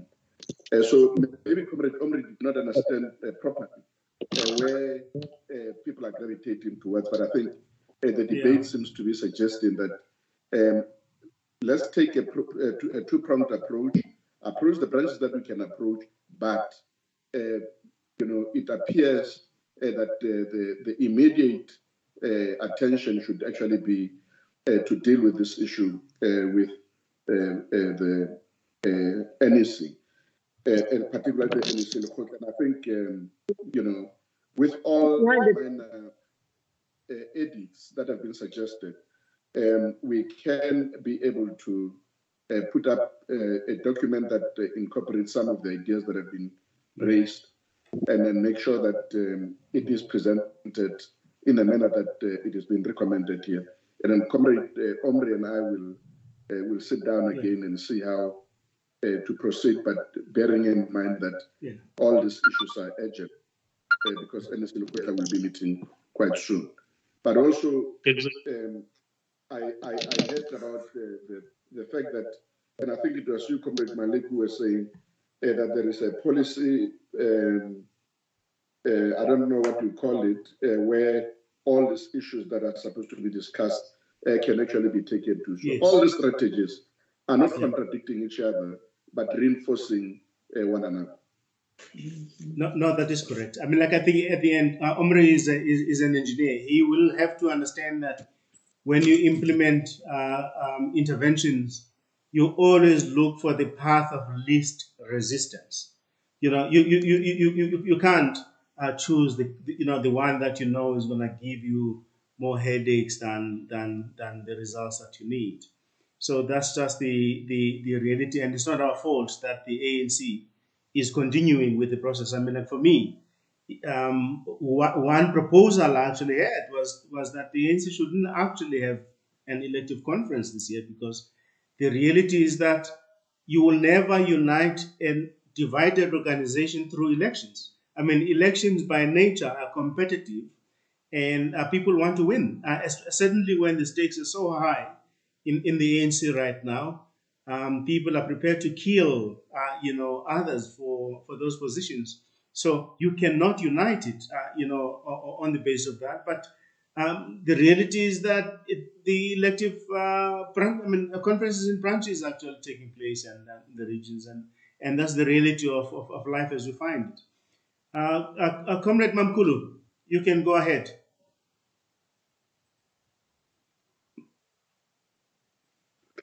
Thank you very much. Sorry to come on at this late stage.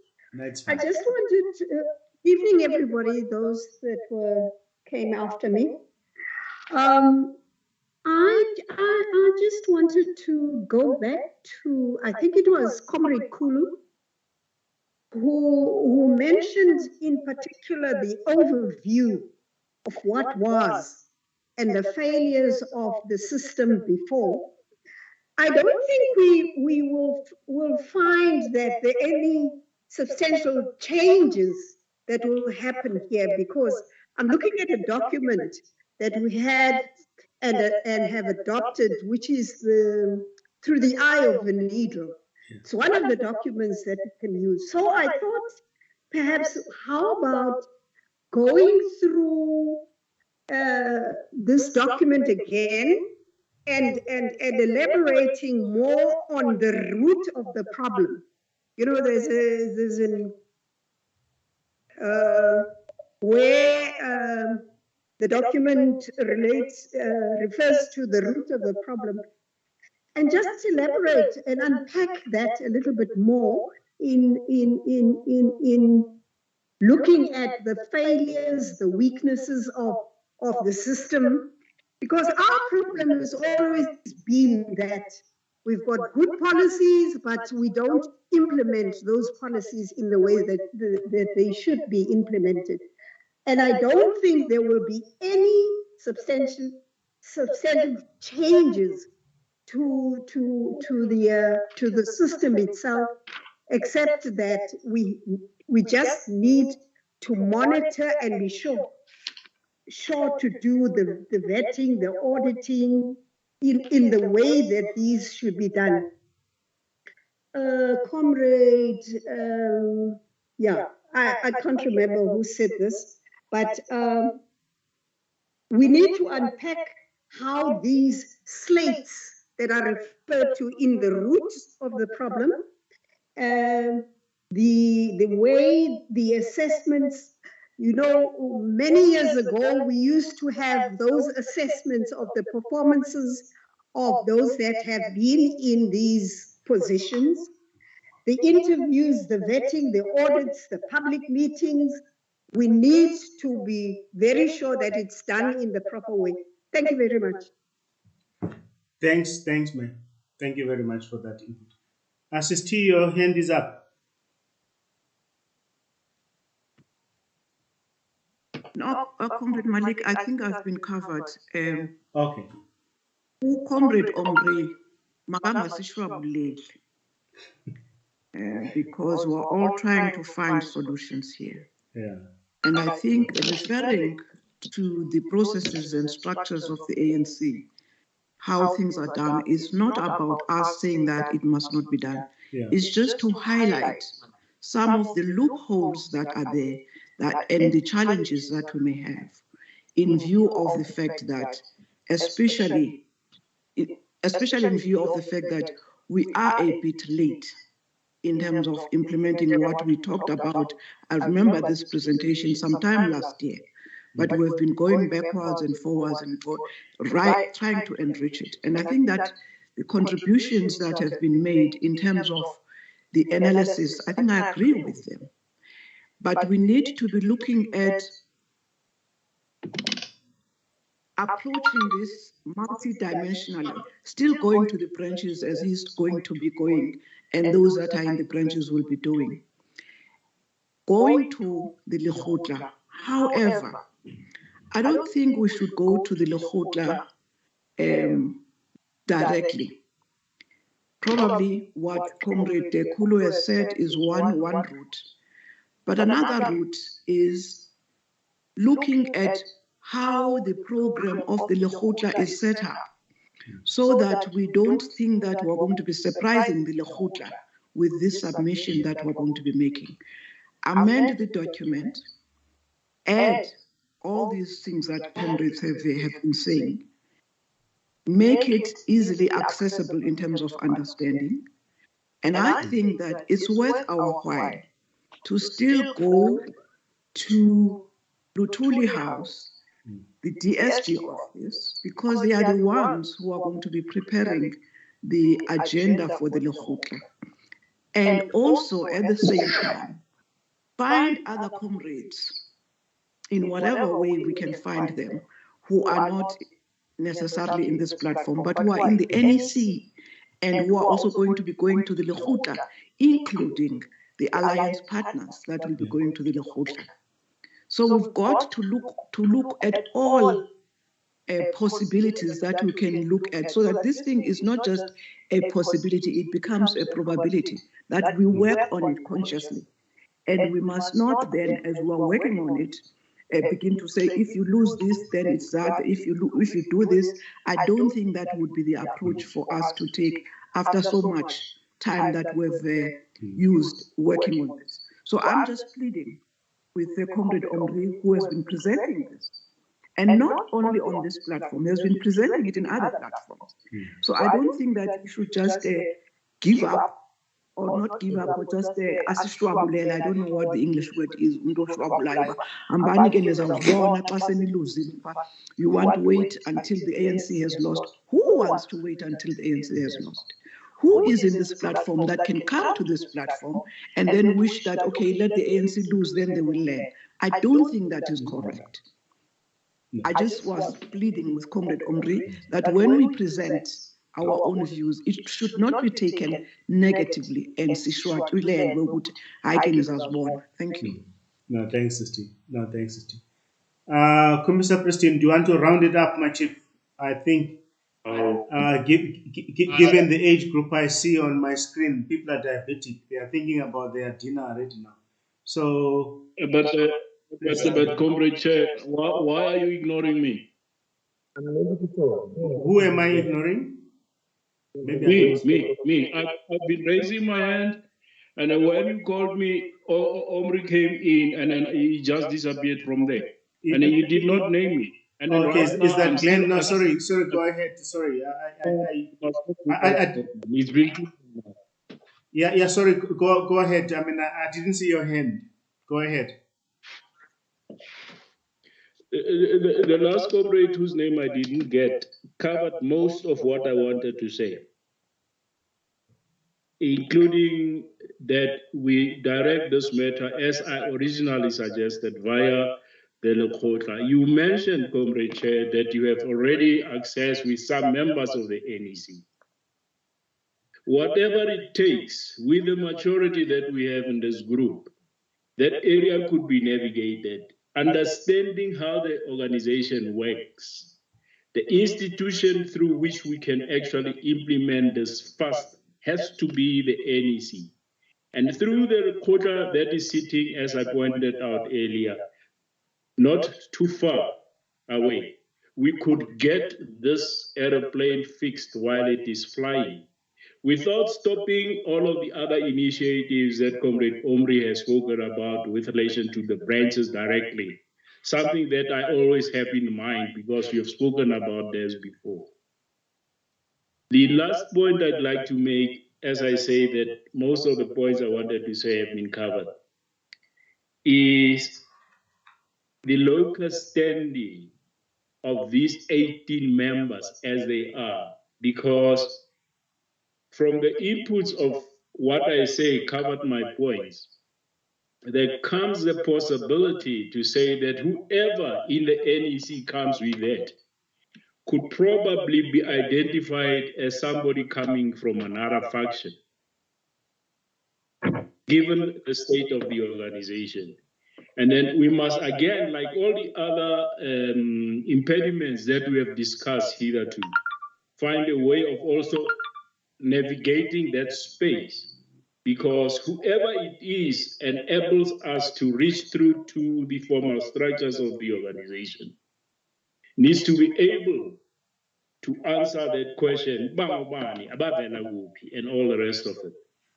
In that regard, given all the concerns that comrades have expressed throughout this discussion, if you look at Rule 5 of our own Constitution, you will find that we are fully entitled to make an approach like this. That rule gives us, amongst others, that entitlement to make suggestions about anything whatsoever that affects the organization. And this one, nobody can contest, Uguti, we have a problem. And if we have, as I do, having just joined this discussion today, the courage of the conviction that this document, this initiative proposes to do, then we should have no qualm about trying to mainstream it, as we have all identified. And if we ended on that note that we need to do that, then I'm sure we would have been successful in this meeting. I thank you. No, thanks, Comrade. I mean, fortunately, you have answered yourself on some of the questions. The reality is that we are Definitely members of the ANC in good standing. We're not members of any member or any faction. And effectively, all we're interested in is the processes, as you can see.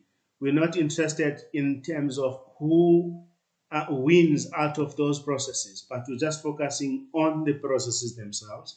And then those processes will actually determine who's actually leading at the end of the day. So it's actually quite a very a different approach in that sense. But thank you very much for everything that you've actually given. We'll be able to take that into account. And I'm concerned in terms of time. Comrade Christian, do you wanna shoot straight, my chief? Yeah, thank you very much, Chair. Let me be brutally frank with Comrade Omri.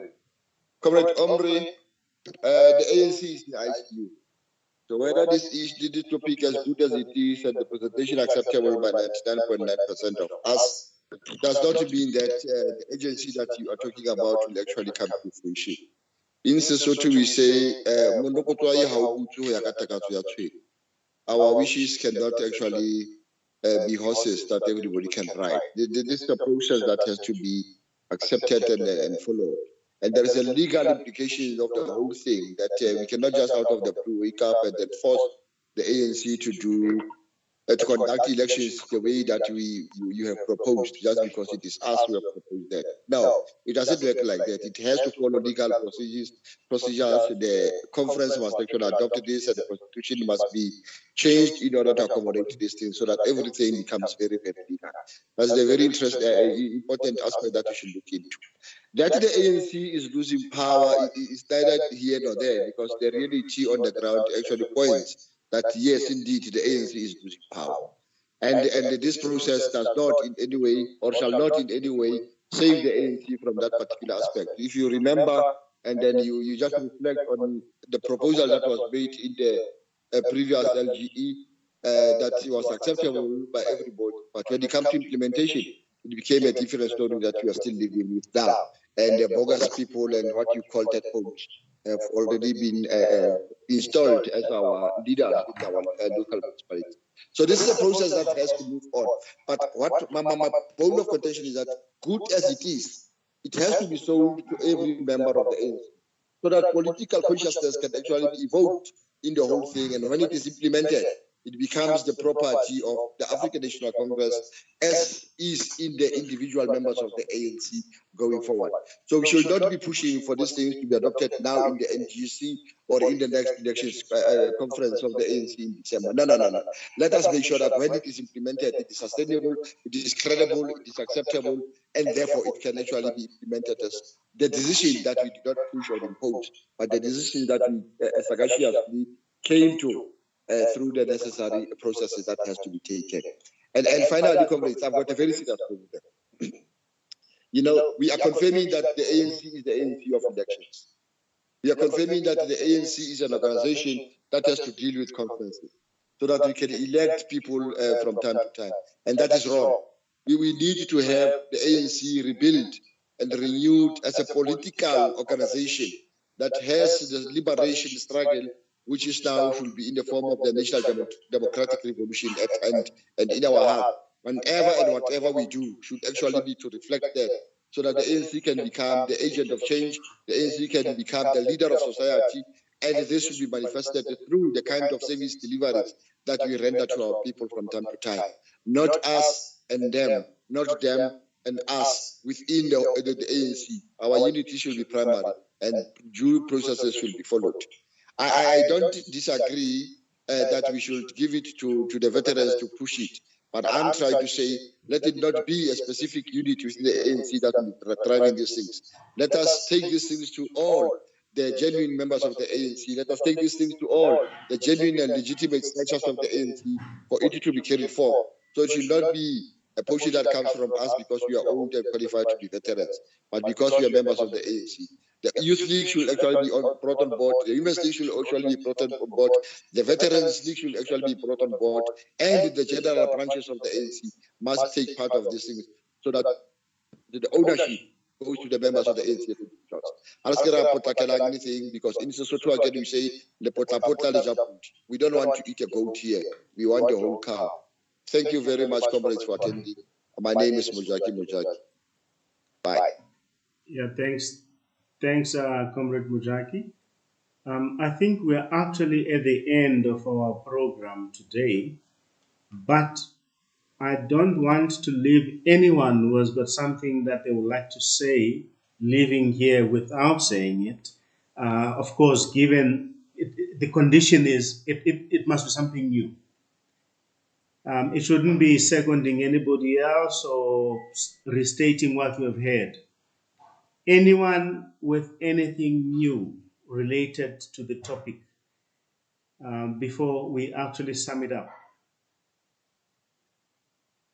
Gone.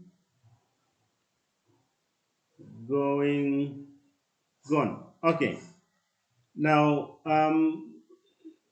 I think, firstly, I must actually just thank once again Comrade Omri and Comrade Terry for sterling work, and of course everyone here for their time. This is not easy by far. It's a very complex topic. It touches in a number of areas, but one of those areas it actually touches on quite greatly is the issues of what motivates people to be members of the ANC. Now, some of them, they actually join the ANC, as you know, as an employment agent, as an entrepreneurial activity, and all sorts of other material-related motives. So, whatever we actually then propose, and of course, Tongo, you need to feel confident enough in understanding that just like before, the idea of one member, one vote is not a contested one, because even if it is difficult to implement, its merit literally lies on the democratic nature, of that. So even if it couldn't tick any other box, the fact that it's actually a democratic issue, that everyone should have a right to elect their own president, their own secretary, and that shouldn't be outsourced to a few among us. So that is actually on its own an important factor in this process. Now, obviously, there are a whole lot of programmatic and procedural issues that need to be taken into account. The issues of logistics, Comrade Terry did mention, for instance, the hybrid method on implementation, looking at technology, and of course taking into account the realities that there are communities and other people who do not have access to those technologies. And what would it actually mean in terms of the infrastructure to make sure that people who are not able to access technology, they're able to still exercise their rights as ANC members to effectively elect their leaders. So there is a whole lot of work that still needs to be done on that, but the big part it is done, because at the end, it's about the principle of whether one man, one vote can actually contribute in saving the ANC. We do feel that it has, but it has to be part of a number of tools in our toolbox. It is not a silver bullet that on its own it will be able to address all the problems. This was stated before, and it's actually quite clear that it is still the case even now. In terms of the way forward, of course, Comrade Terry did indicate that we'll be working very closely with Comrade Omri to capture some of these issues and help us produce a document that we can then submit to the powers that be, in terms of the ANC power corridors. Now, that doesn't stop any of us and Comrade Nhlongo to actually still continue to explore the issue of the branches, as we have actually said. So I do think that in that sense, we actually have achieved something. We have actually learned new things as compared to the last time. We actually have a much more better understanding, of the mechanics involved, and thanks to the input of Comrade Terry and others that have been consulted by Omri on this matter. So, and I think on my side, I'll hand over to Comrade Moss to actually have his last word. But for me, I actually thank you very much, and we will definitely see you next week. We will continue as we always continue every Wednesday this time. So we will actually continue that. But Moss, you say your last word, my chief. Thank you very much. Thanks, Comrade Malik, and let me echo what you said, that we want to thank everybody for a very insightful discussion and very focused. My take is that I think let's agree that the voluntary aspect of commentary and from as the originator is welcome and they further refine based on the discussion.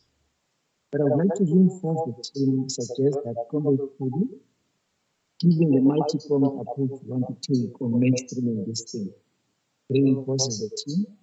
I also want to suggest Comrade Ben to also reinforce so that we cover all the areas of the strength that are found in the sitting member table and others who are outside of the meeting today. That's my humble suggestion. But in terms of process, our immediate step to take is targeting the quota, which we must then work purpose from there. And then all else will be done simultaneously along that strategic targeting of the highest level of leadership in the ANC. On that note, thanks for your patience. But notwithstanding the fact that I was promoted today, you allowed me to participate in the rest of the not today. I really want to express my sincere.